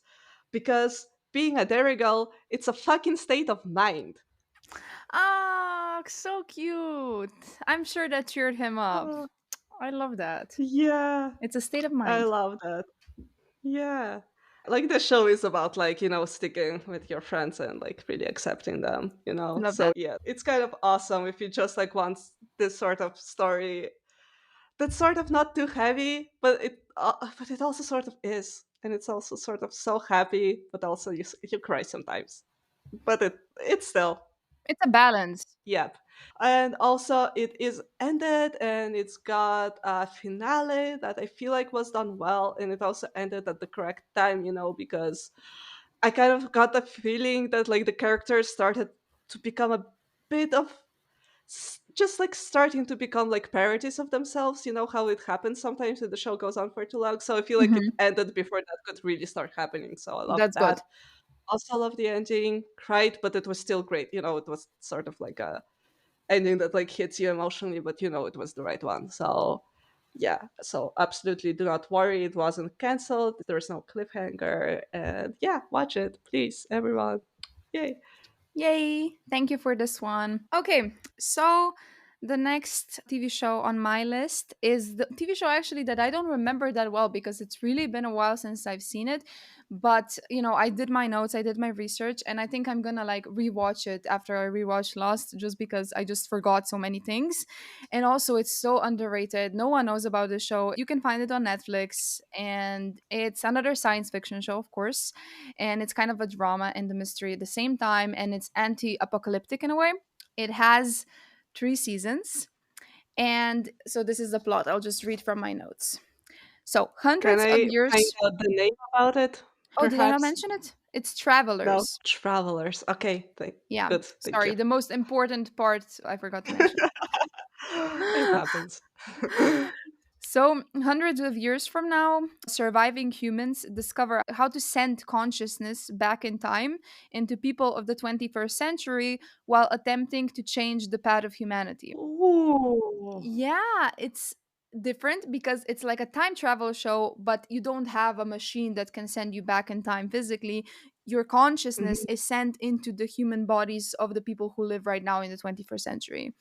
But they have like an ethical codex about it. Like, for example, since they're from the future, they have data on Mhm. people and they know who died on what day at what time. So they pretty Right. much send the consciousness back into the bodies of people who they know will die at that exact time, right? So they would have died anyway. So it doesn't really Uh-huh. matter if they just inhibit their bodies and they live on in their bodies, they use them. Oh, okay. So then, if someone would have like a car accident, they like travel, but like they don't have the car accident. They just continue like walking They and do doing it stuff. like they do it right before they die, just exactly right before. Mm. So for example, a guy, he died in the way that he walked in front of a truck or something, like I don't remember exactly, but this is Uh-huh. an example. And the traveler, he came there like a second before that happened, so he just kind of stepped back, right? And he didn't die, like the body didn't get hurt, damaged. Okay, I get it. Yeah, and but like now, like he's basically possessed. and it's just Yes, they cannot. basically. Okay. And that's like such an interesting thing because they possess these people who have their lives, they have their families, they Mhm. have their jobs, and they now have to live as them, right? And their families, they don't even know that it's not them anymore. And it's kind of sad. Fuck, yeah. Yes, it's kind of fucked up in that way, and it's kind of sad to watch, them interact with these family members. They don't even know that that's like not their son anymore, or their sister and stuff. That it's a stranger. So, like, the consciousness is, like, gone, Yeah. or they're just inside, like, and, like, can't do anything. Oh my No, no, gosh, that's no. actually Yeah, they're oh. actually gone. But yeah, I mean, they do what needs to be done because, like, at this time, somewhere in the 21st century, there was like this big, I don't know what happened. I'm not, I mean, it's good that I don't remember because I don't want to give you too many details, but there was a thing that happened that kind of, destroyed basically the human race. And there were just like a few survivors, and they're now trying to prevent that, right? And in the future, it's complex because it's not like you can just come to that time when that thing happened and just prevent it. You have to do a Mm. series of events. You have to do certain things throughout history to just kind of change that in the future, right? That exact event so that it never happens. And it's kind of good because this show is well done in the sense it doesn't have loopholes. Everything that they do makes sense. It's very well thought through. So you're never like, oh, that doesn't make sense. That's so stupid. They could have just done that or done. No, like everything, it's explained really well. So you just kind of get it and you're like, Oh, oh, shit, thank God. right. Yeah. Yeah, yeah. And I it gets love like that. really Cool. complex at times because you're like, well, why couldn't they? And then like the character, he kind of reminds you, well, because of that net. And you're like, oh, okay, right. So it's kind of good in that sense. Like I said, since they have to prevent it by doing certain stuff, they go on these like little missions, and they all have Mhm. these units. So like one unit is made up of, for example, 8 travelers, and they're all specialized. They're all trained in certain areas that just make sense for the entire unit. I will read what each traveler Ooh. in this main team can do later. The characters, they're really well done. By the way, when they come, they're kind of named by their numbers. So, for example, they're Traveler 34068. That's like the name. Oh, I'll have a hard time No, no, realizing no. who you're No, talking about. I mean, they then inhabit the body, so then they take their identity, so they Ah. get normal names. So this traveler is Grant McLaren. So he's basically the team leader and he's an FBI agent. So he inhabits the body of an FBI agent. But he has a bit of a problem because I don't remember again exactly what happened, but when he took the body of the agent's subconscious kind of stayed inside. Not really his subconscious, but just kind of his memories somehow stayed. So now Ah. he's kind of having the problem because he's getting these memories from him, and he actually falls in love with this agent's wife because he kind of has a problem separating who he is and who, this FBI agent was. Gosh.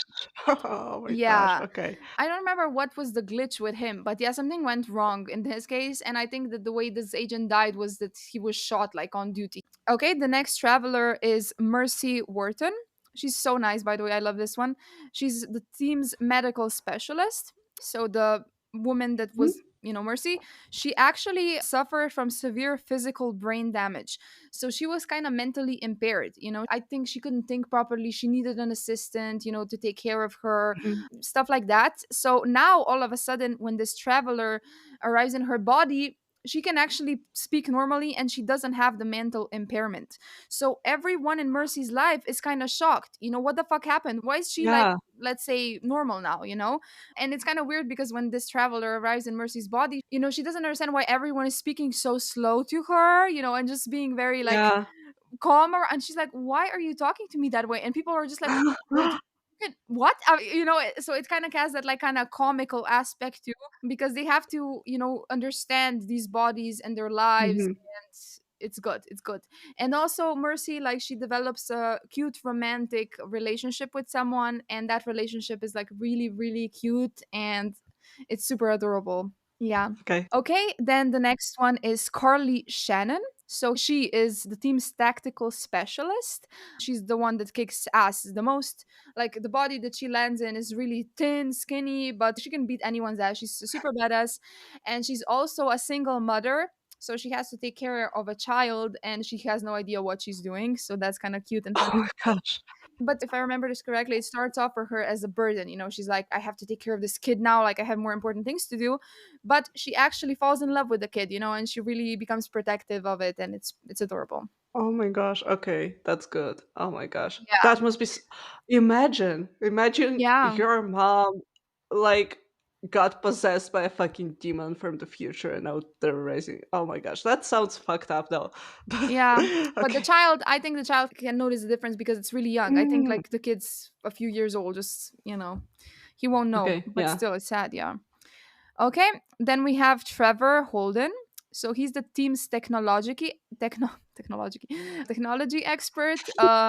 He's still at school. I think it's high school, but actually the traveler that possessed his body is the oldest within, his cell.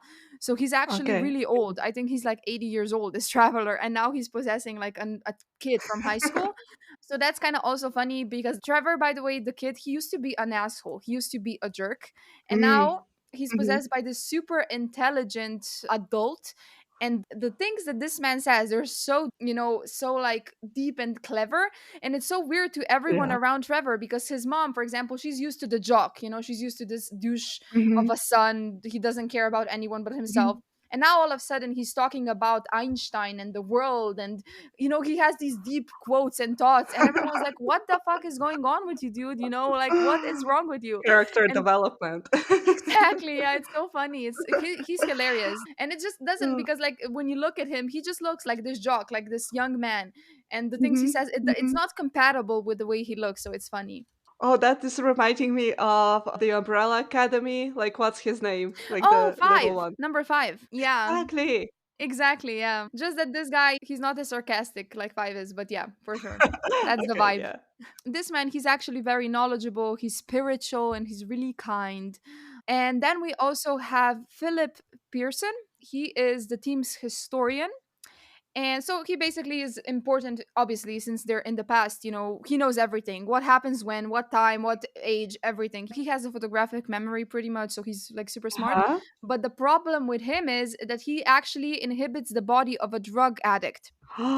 So yeah, so it seems that certain things were wiped from history. Like for example, the medical expert, she didn't know that the person she's inhabiting has a mental impairment. Okay, And the yeah. same goes for this guy. He doesn't know that his guy, is a drug addict. So when he arrives in his body, he doesn't understand what the fuck is happening to him. Why is he sweating so much? Why does he Mhm. have this need? He's just confused.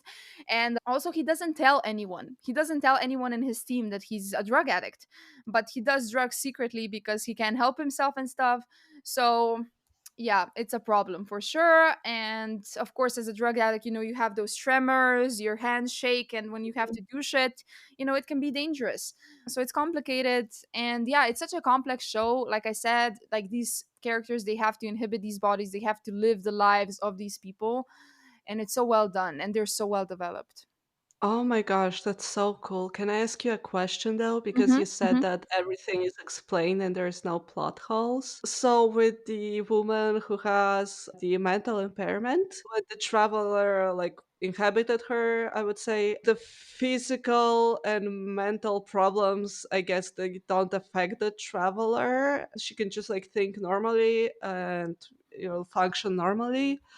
But with the one who's inhabiting a body of a drug addict, in this case, the physical and mental problems, it's still affecting the traveler. Yeah. So how does that Yeah. I don't remember. I don't remember how that's okay. explained. I mean, I'm sure, like I said before, like there are no plot holes. Maybe I'm exaggerating here, but what I do remember that everything that they do, to save humanity in that sense, it's like explained well, right? Okay. But maybe there are certain plot holes that I don't remember right now, but like just generally, it's really well done in that sense. Okay, cool. Like I sounded really nitpicky right now, but no, I'm not being like, No, no, no, of "Ooh, what course. about this?" Just like honestly interesting because it seems like it would have some sort of interesting explanation I mean, if it it does. says here just that her being taken over by a traveler has negated the effects somewhat of her condition. I don't know. I think Okay. like that the traveler that inhabits her, so the medical specialist, she has kind of theories about Mhm. it, but I don't remember what those theories are. Okay. You'll just have to watch it, I guess. Sure. Okay, cool. Yep. And there's always something going on. There's always a lot of action. You're always at the edge of your seat and shit. So It's definitely interesting. I think I watched it really fast. I finished it really fast, and it has 3 seasons. It has a proper Mhm, ending. It wasn't canceled. It doesn't end on a cliffhanger, so thank God. And now I guess I'll just read a few quotes from it. Okay. mhm. So one of them is from the FBI agent. He says, "I'm not going to sit here and pretend to know what makes us who we are, but I got to figure it's more than just the sum of what we remember." Okay, yeah. That's thought-provoking for sure. Yeah, it is. I feel like memories definitely do make us who we are, but yeah, I also have to believe that if you forget everything, that I don't know, there's a part of you that still is the same person, right? Your personality doesn't just go away. Yeah, right, and yeah, so much to think about actually, yeah. Okay, and then Trevor, so he's the old guy in the young body. He has a conversation with his friend, and he says, most belief systems are just a shared vocabulary for people in search of meaning. I think maybe the important thing is to just believe in something. Then she says, "You mean something spiritual?" He says, "Something. I don't believe in anything." "Yeah, you do. You believe in humanity. You believe that our future is at stake." And then she says, "That's not spiritual." And he says, "Yeah, it is." Okay, if a guy who bullied me 2 weeks ago started saying shit like that, I would be like, The fuck? is he on drugs? Like, what's going on?" What's going on? What did you take? And can I have some? Exactly. Oh gosh, yeah. Yeah, yeah. Like it's Um, so hilarious when mhm. he starts speaking like this. It doesn't match up at all. But yeah, okay. That's it for Travelers. I highly recommend it. It's such an interesting, fun sci-fi time travel show. I mean, I don't know about you guys, but I've never watched a time travel show or movie where like the subconscious is transferred instead of the body. So that's pretty neat. I think my parents might have watched it and, like, told me about it because it sounds so familiar, but I'm not sure. Maybe. Ask them. We'll be checking it out. Thank you. Yay. Okay, I think it's time for my final TV show. The last one that I wish to recommend that I truly believe is so underrated. But I had to really question for a while if I wanted to talk about it in this episode or not. And that is because it's actually from about a decade ago, like it aired in 2013, and that's when I first watched it. And all that I remember from it was basically that it fucked me up. That Oh, I shit. was just fucking devastated. Like when it ended, I was crying. Like I was a mess. And then it never came back. And then it ended on a cliffhanger. And Oh then it no. exactly. So like, there was just like this dilemma because it definitely is underrated and definitely deserves more attention, but also I will be giving people emotional damage if I talk about it. So I went back and I actually rewatched it all in the preparation for this episode because, yeah, like I just wasn't sure if what I'm remembering is correct. Maybe it's not as good, maybe it's not as dramatic, whatever. But actually, now 10 years later, I would say that yes, it's good. It's a good show, and sure, it does end on a bit of a cliffhanger, but it's actually not as bad as I remember. There's actually some conclusions and some answers, but there's definitely like a hint for more that we never got. That's like that's definitely, something to keep in mind if you watch it. But I feel like it's still worth it and it's still sort of topical and it still says something that's still important right now. So I do recommend it. And it's also like pretty short. It's just like something you can watch quite quickly and I would suggest that people give it a shot. But yeah, it's called In the Flesh. And we're back into the sci-fi now. I mean, you were in the Yay. sci-fi the whole time, but now here I'm Yeah. back with you. Yeah, Welcome. yay. Okay, cool. And it's actually like a BBC drama that aired for 2 seasons in 2013, 2014. It's got 9 episodes. They're all about like 1 hour long. So it's really not that huge undertaking to watch it. But yeah, it's basically about a zombie post apocalypse, sort Oh. of. It's got zombies in it. Yeah. So in that world that In the Flesh is set in, basically the zombie apocalypse has happened. Like the dead rose from the graves, from the ground, and attacked people.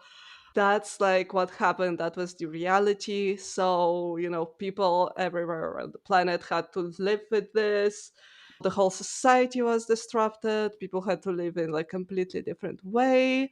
But now it's been a few years, and the scientists actually found a cure for the zombies. So they actually like found a way to control this disease. The zombies have been given this medicine that basically turns them back into more or less normal humans. So now they're like coming back to like normal lives, and the whole society is sort of returning more or less back to normal from like a few years of total like chaos and Shit, disruption.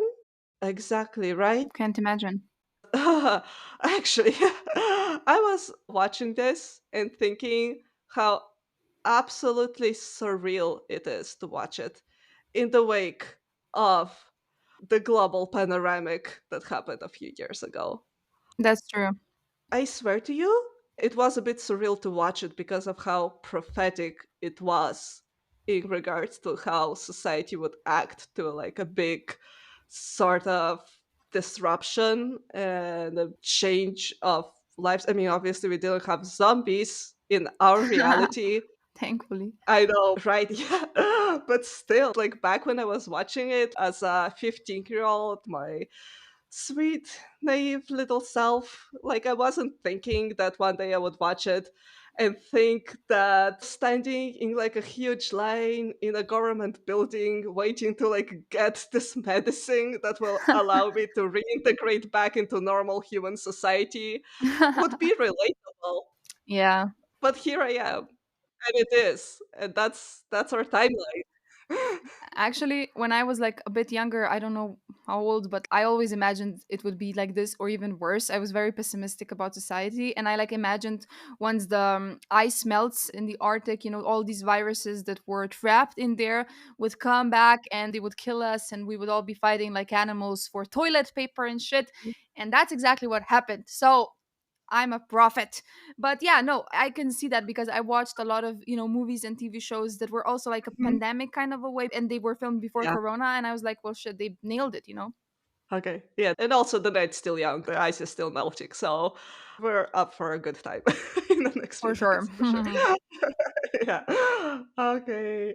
But yeah, I mean, I guess it has like some of those elements that you would love from the other shows that you watched in like the similar sort of themes. It's very interesting how people in this show like created a bunch of insane conspiracy theories about why the zombies are here and like what does Jesus wants us to do with those zombies. And like people don't believe science and people don't believe doctors, and there's politicians who are using all of those instability for their own gain, and people like don't trust each other, they don't trust their friends, they don't trust their neighbors. There's also people who like want to pretend that nothing bad has happened and they were all like exactly back to normal and nothing is wrong. So it's so interesting because you can draw so many parallels to just like what exists now on our planet. It's so good. Hmm. So yeah, so I love that. But of course, it's got that added element of zombies to it. And, A little detail. of course, just like a bit of smidge of a difference. So, if you want some action moments, some scary moments, there are some. I would say not a lot, but there are like some if you're looking for that. And yeah, and zombies actually in this universe, in this setting, they have actually like crawled from the ground. Like there were people who have died already and then came back. Oh. So yeah, you really have to take a second to take that in. I feel like, because if you actually think realistically about it, that's such a mindfuck. Because that's like someone's loved one who they're mourning that person. They said goodbye to that person. They think they will Mhm. never see them again. And then Yeah, like a shit. week later, they're walking around fucking killing everyone and eating brains. Yeah, that is a mindfuck, yeah. Yeah, like I saved the show for last because I have two shows that are really, really like cute, very sweet, very like uplifting. I still cried while rewatching and researching them. But like I saved for last like one show that's fucking dark and deep and quite like a hard watch at times because Mhm, of mhm, like realistic approach to this sci-fi staple mhm. that just like really makes you think. And of course, besides, the living, that is also an even bigger mindfuck for these zombies themselves. Because, you're not in control. You don't want to be doing those things. You're in a feral state and you've been dead. And then you're just given this medicine and you're being told that this is a disease. Like you have partially deceased syndrome. So like you're a Huh. PDS sufferer. That's Okay. like what they're called. Zombies, like it's a bad word now. This sounds more sciencey and more manageable. And you just somehow have to accept that you did those things that were horrible when you weren't in control of yourself, and now you have to like go back and live your normal life, and your loved ones, they mourned you, they thought you were dead, they like said goodbye to you, and maybe something bad and traumatic has happened to you because you died, and now you're back. You might have hurt someone that you loved while you weren't controlling yourself, but now like your family just like has to like accept you, and you have to somehow go back to normal. And that's what the show is about. It's not too actiony, it's not too scary. It's more about those like big questions and about those character journeys where, those characters really have to like accept themselves and who they are and everything that they've done and somehow like handle that and manage that. How long were they zombies? How long was this pandemic? So the rising happened in 2009 and the show has aired in 2013. So Oh, like the year that it's happening now is never said, but like it's assumed that it's a probably few years. 2013. Right? Okay, Yeah, okay. yeah. That's a long time to be a zombie that eats brains and kills people. Yeah, for sure. Trauma. Mhm. Yeah, yeah. So yeah, that's kind of the reality for our main character, who's named Kieran Walker, and he's was a zombie in this rising, and now he's back. He's got a cure, and he's returning back to his family. But yeah, he was 18 when he died, and I will not go too much into his backstory, but like you can imagine, like dying at 18, like something fucked up must have happened to Yeah. him. Mm. And then to return and to do stuff that you would never, ever, ever do if you could control yourself is fucked up. So that's like his reality. And he also has a little sister who was 14 when he died. And when the rising happened, she actually like joined the human volunteer force who like fought back, and like she killed people like him essentially throughout the Shit. rising. Yeah, and now her brother is a zombie and he's back, and they have to like coexist together. And yeah, it's a lot. It's a lot. But yeah, I would say that it's still so good and so well written, and Kieran is such a good character.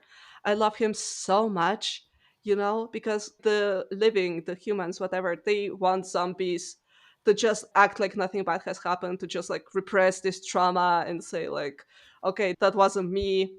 I've moved on now. Like, let's go back to normal Well, that's society. unrealistic and stupid. Exactly. But what could we expect from societies? Okay, never True. mind.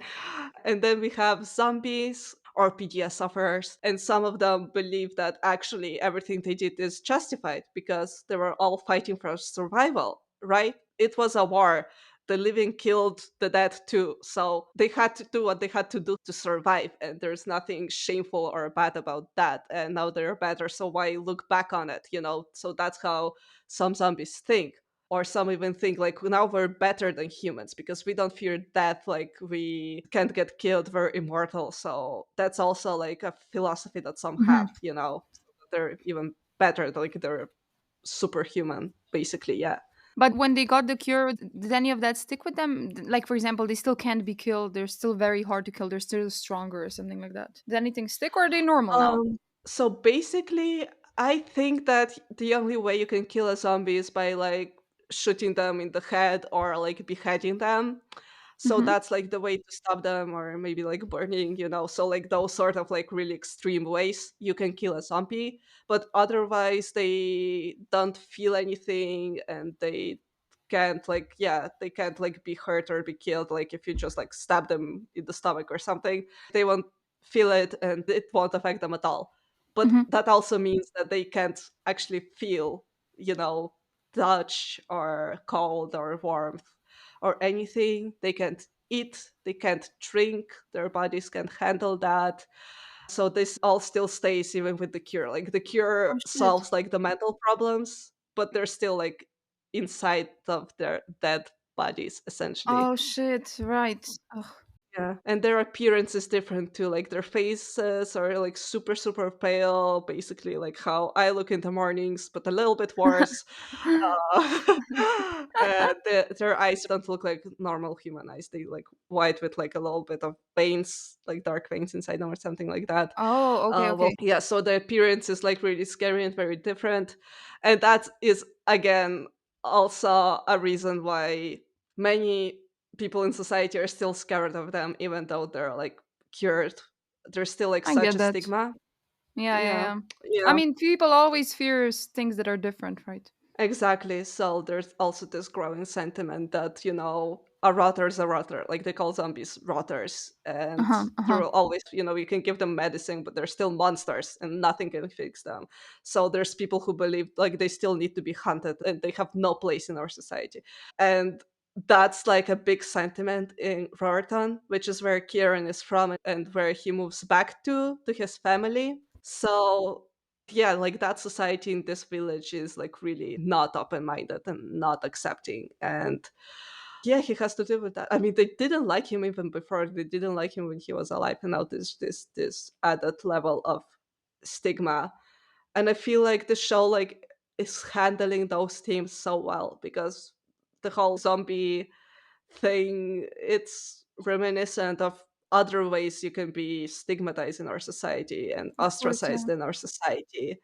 And it's like using this metaphor to like really explore those sort of themes, and like what happens to people when they're different, and when they're in a society that's not accepting of those differences, and how to handle that, and how to accept yourself even though you're different and you will always be different. So that's like a huge story for Kieran, because he still has a lot to accept about himself and his trauma since before he even died, to realizing that he will always be different from the living, maybe even different from other zombies, and that's good and that's fine. And you have to like, love yourself the way that you are. So Of a course. big part of the show is this character journey. And of course, like the show is heavy and it's a lot, and I cried a lot, but also I feel like the message is positive and the Mm-hmm. message is kind. And I don't want to like just like make people think that it's all depressing, because it's not. There's some funny moments, and there's some growth for the characters, and there's some like hope in it as well. That's nice. So yeah, that's what I love about it. But I don't want to go too much into Kieran's backstory. But maybe I will mention also his best friend, Amy Dyer. So she actually is also a zombie, but she's quite different from Kieran in that she sort of accepts herself for who she is, and she kind of understands that what happened when she wasn't in control. Exactly. I like that. I feel like if I were in that situation, I would think like that too. But the thing is that you still have those memories, so they can still traumatize you. But it's important to be aware Mhm. that that wasn't really you. If you were you, you wouldn't have done anything like that ever. Of course, yeah. So I'm so glad that Kieran has someone like that in his life, because that's exactly what she's like. Mm-hmm. She's just really understanding that, there's no point worrying about things that she can't control. And she also does not give a fuck about what anyone is saying about her, about anyone judging her. She walks around without any makeup, without contacts, because they're all like given makeup and contacts to make them look more normal, Oh, but she doesn't right. do that. I love that. She really accepts herself. She does, yeah. And like, yeah, she doesn't give a shit. She's just like looking at it as an opportunity to like have another chance at life, because yeah, like basically she had leukemia and she died really young, and now she's been given this chance to actually enjoy herself and do all the things that she couldn't do before. And Oh, so she has this really positive outlook, and she's such like a joyful, happy person, and she brings a lot of that sort of positivity to the show. So love her already. oh yeah, yeah, she's awesome. So I'm glad that we have her to sort of bring Kieran out of that a little bit. Mhm. And we also have Jem, who is Kieran's sister, who's his little sister, but now she's the same age as him when he died. And she's also such like a complex and interesting character because she also like had a fucked up life. Her brother died and then zombies arrived and then she basically fought them, and she still like really struggles to accept everything that she's done in the past and whether that's right, whether that's wrong. Like, is whoever returned it back into her home, is it really her brother? Did he like change now completely? Can she accept him? So like their relationship is also really good and has like a good progression. Mhm. And I also really like her as a character, even though, of course, some things she's done I absolutely don't agree with. But it's good that we have those characters that are really complex and interesting. So, yeah, she's kind of great. And yeah, I think that's what I want to say about season one. And season one is 3 episodes, so it's not like Oh. too much to handle. You can watch it pretty easily and get all the rest of the backstories and the characters. And for season two, I would say that we get another major character, and he is the love interest. His name is Simon Monroe, and he's also obviously he also has a traumatic backstory because who doesn't on the show? Um, but yeah, like he arrives into the town because he's sort of researching what's different and special about zombies from there. Again, I don't want to spoil too much, but there's something about this place specifically that stands out. And there's sort of like a cult of zombies, that believe that they're like better than everyone else because they're immortal and all of that. But bitch, if you're being treated this shittily by society and the politicians and everything, like of course some people will like go into like this like dark corners and being cults and whatever. So yeah, like that's realistic. So, his sort of beliefs and Kieran's beliefs, like they don't always match. But all that I will reveal is that Simon would throw all of it away if it meant keeping him safe and that relationship. So, but oh my gosh, the ending was so okay. I don't want to say too much, but I definitely wish we could have gotten more with this story and those characters because it was dramatic. The ending, that's all I wish to say. But yeah, definitely a show I recommend. Nice. I think again, like with Dairy Girls, I have to watch it when I'm in the mood because it's a bit heavy. I have watched heavy shows in the past, but usually, I mean, I feel like every show I'm recommending right now is heavy. But the thing is that they're like also very action paced and stuff. They're heavy paced in that way. Yeah. And this one seems a bit Mhm. more just like about self discovery and, kind of getting back Mhm. into your routine that you had before you died in a way. But I like this premise that it's after, that it's not while they were turning into zombies, that it's actually when they got the cure and stuff. That's so different. Yeah. So that sounds really cool. And yeah, that they have to deal with this, that they're back like to their previous selves. That's really interesting. Yeah, that's like a concept that I haven't like seen being done before, So Same. such a different take and so unique and so interesting. But you bring up a good point. I feel like if there's like something I would fault this show for is the pacing. Like yeah, it's meant to be a bit slower, it's meant to be a bit more serious, but I would say that still like some storylines do drag on, some storylines aren't like that important and they're giving like way too much screen time. So definitely there's show could have some improvements, but also like I can't fault it too much because like you can tell that the budget wasn't sky high. This is like the first project by this creator basically. So like as a first show ever, it's still like very solid and it's still Of like course. very good. Yeah, So yeah, that's yeah. why I of course recommend it. Well, yeah, I mean, if you put that context there, then of course I can totally see that. Mm. Well, nice. Thank you for this. Is that everything you have to Oh, say about the show, or I don't have a lot of quotes, but I can just do a couple if do you're that? fine Yeah, with that. of So, course. okay. So this is what Amy says to Kieran. How many layers of cover-up mousse did you put on this morning? Do you think if you go to a different country, you'll be able to take off one of those layers? How many miles will you have to travel to be able to take it all off, Kieran Walker? Oh, that's a good point. Uh, Yeah, it's just yeah. senseless. Just be yourself, man. Yeah, yeah. And then there's this quote by the end. Amy once asked me, how many miles would I have to go before I could be okay with myself? I thought I'd have to go around the whole world. I don't think that anymore. I'm okay here. Ah, I love that. He finally came to that place where he just accepts. Yeah, I Love love that. that. And also, like, one about the relationship. Tell me what you want. I'll do anything I can to give it to you. Because there's what I believe in, and then there's you. So that's Cute. like, That's so sweet. yeah. Okay. And by the way, the soundtrack has songs by one of my favorite songwriters of all time, and it fits the atmosphere and the vibe so good. So, just a tiny note for the soundtrack. That's all I want to mention, and that's it. Nice. Love that. We love a good soundtrack.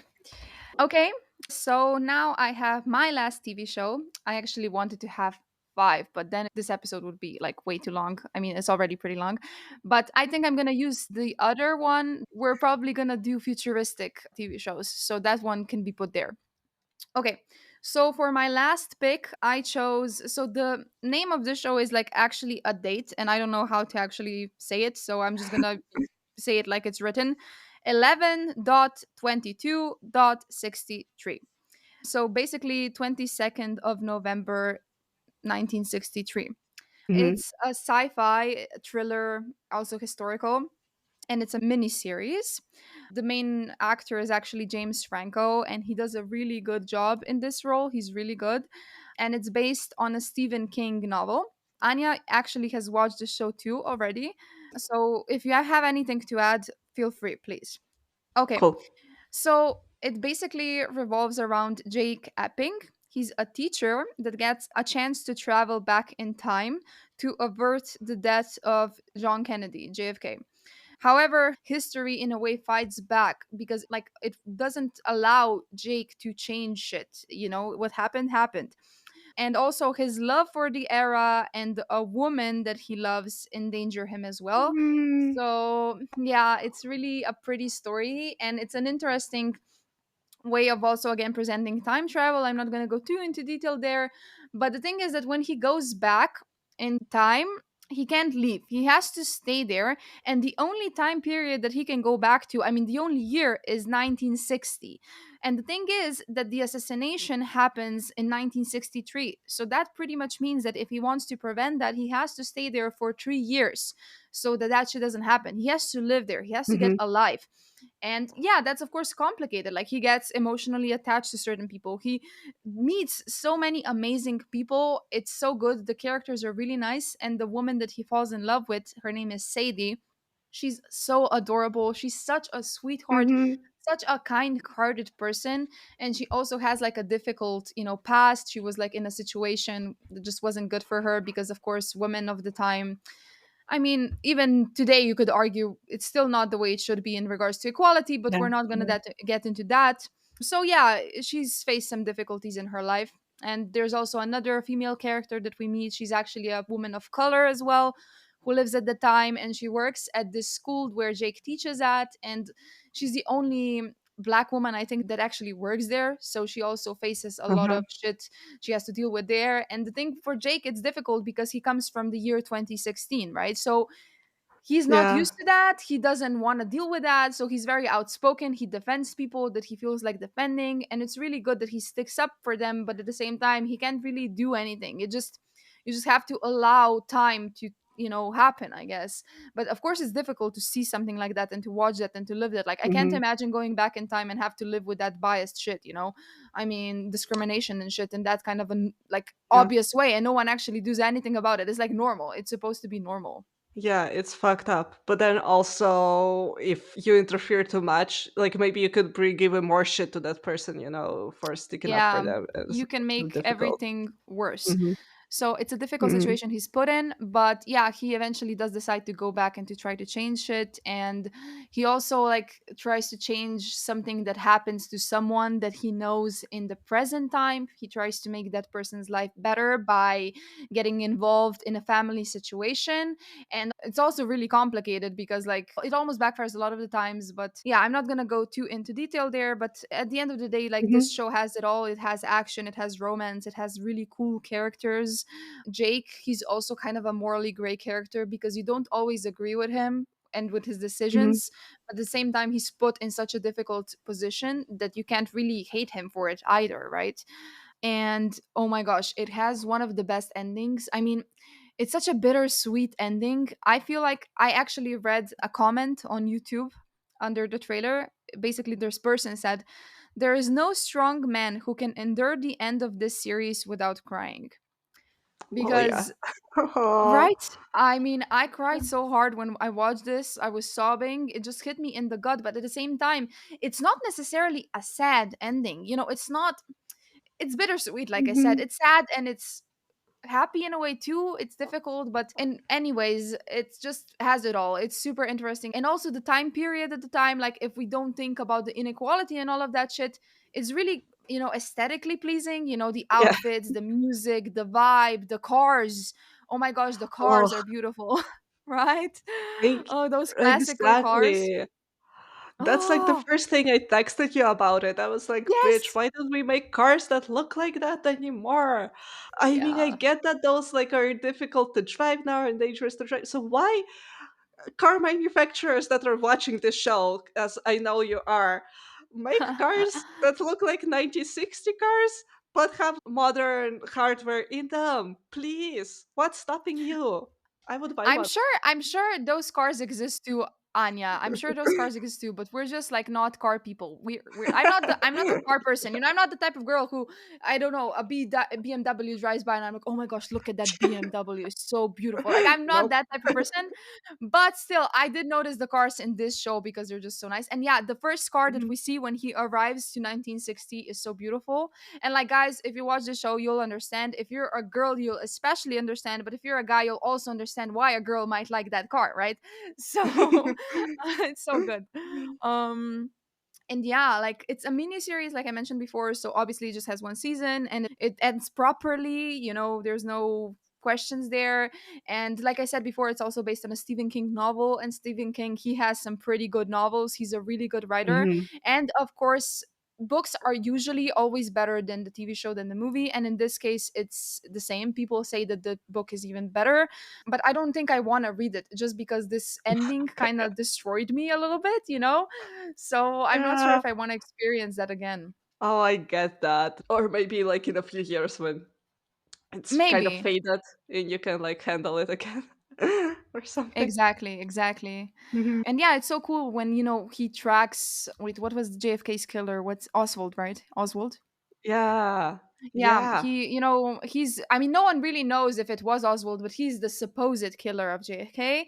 And he tracks him the first time he comes back from Russia to the States, and he kind of follows him around. He knows exactly everything that's going to happen because he's actually a history teacher. So he knows Yeah. his shit, and he has like all of this research done. He knows when to Mhm. be where, what apartment he should move to.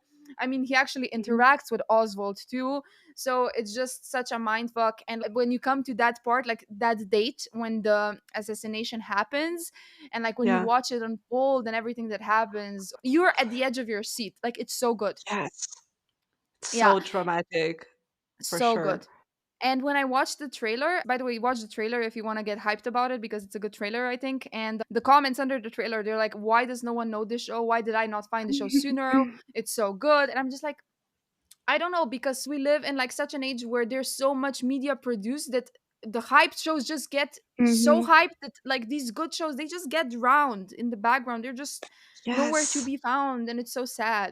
It makes me so sad. That's why this episode is so important. And hopefully a lot of people are listening to it. Oh yeah. Oh my gosh. If you're sticking it to the end of this one, like kudos to you.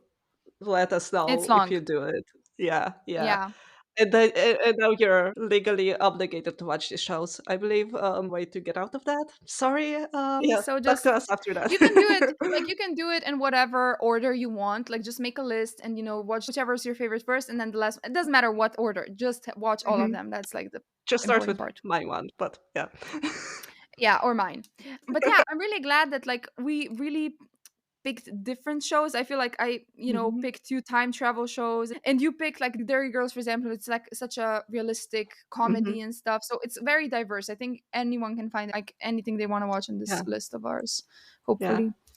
Some are historical, some are more magical, some are more time travel so I love that we have those little parallels. Exactly. Yeah. I mean, mine are, like, about death a lot. I don't know why that happened, but that is what it is. Yeah, you're just Oh. yeah, dark person. Okay, and now I just have three quotes that I want to read from this show, and then I guess this is it Yay. for this episode. Mhm. So, when you refuse to tell people the truth, Mr. Amberson, you deny them their dignity. And for some of us, dignity matters. And this is It's actually a quote from Mia Mimi. So, this is the black woman. And of course, like, especially for her, dignity matters. That's like, at that time, it's all that she has, that she possessed. And also, Mhm. this kind of reminds me, when we've talked about the books, how we hated when the characters don't tell other characters should in order to protect them. And that's exactly Yeah. this, right? Like, no. Okay, another one. This is from Jake. I'm here because I love everything about you. No matter what happened to you or what will happen to you, it's not all bad. Because the person standing in front of me is a wonder. You are a wonder. Oh He my says that to god. Sadie. They're so cute. Okay, and now the last quote. This one is by Sadie. We did not Mhm. ask for this room or this music. We were invited in. Therefore, because the dark surrounds us, let us turn our faces to the light. Let us endure hardship to be grateful for plenty. We have been given pain to be astounded by joy. We have been given life to deny death. We did not ask for this room or this music, but because we are here, let us dance. Oh my gosh. Yeah. This one hits me in the heart. It's so good. Mhm. Okay. Okay. Yeah. Let's not talk too much Mhm. about it, otherwise, we're gonna cry. But yeah, this episode is long enough, so I'll not talk too much anymore. Just, hopefully you liked it. Let us know if you did. Let us know if you'll watch the shows or if you already have, what your thoughts are. Do you agree with us? Do you not agree with us? Follow us on social media. We're More Than Fiction Pod. And yeah, that's it for today. Yeah, and if you have any TV show recommendations, give us them on Spotify in the little thingy. And we will hear from you next week when we'll be discussing Six of Crows by Leigh Bardugo. Woo! Yay. Yes, excited for that one for sure. Cool. Okay. Thank you guys. See you next time. See ya. Bye. Bye.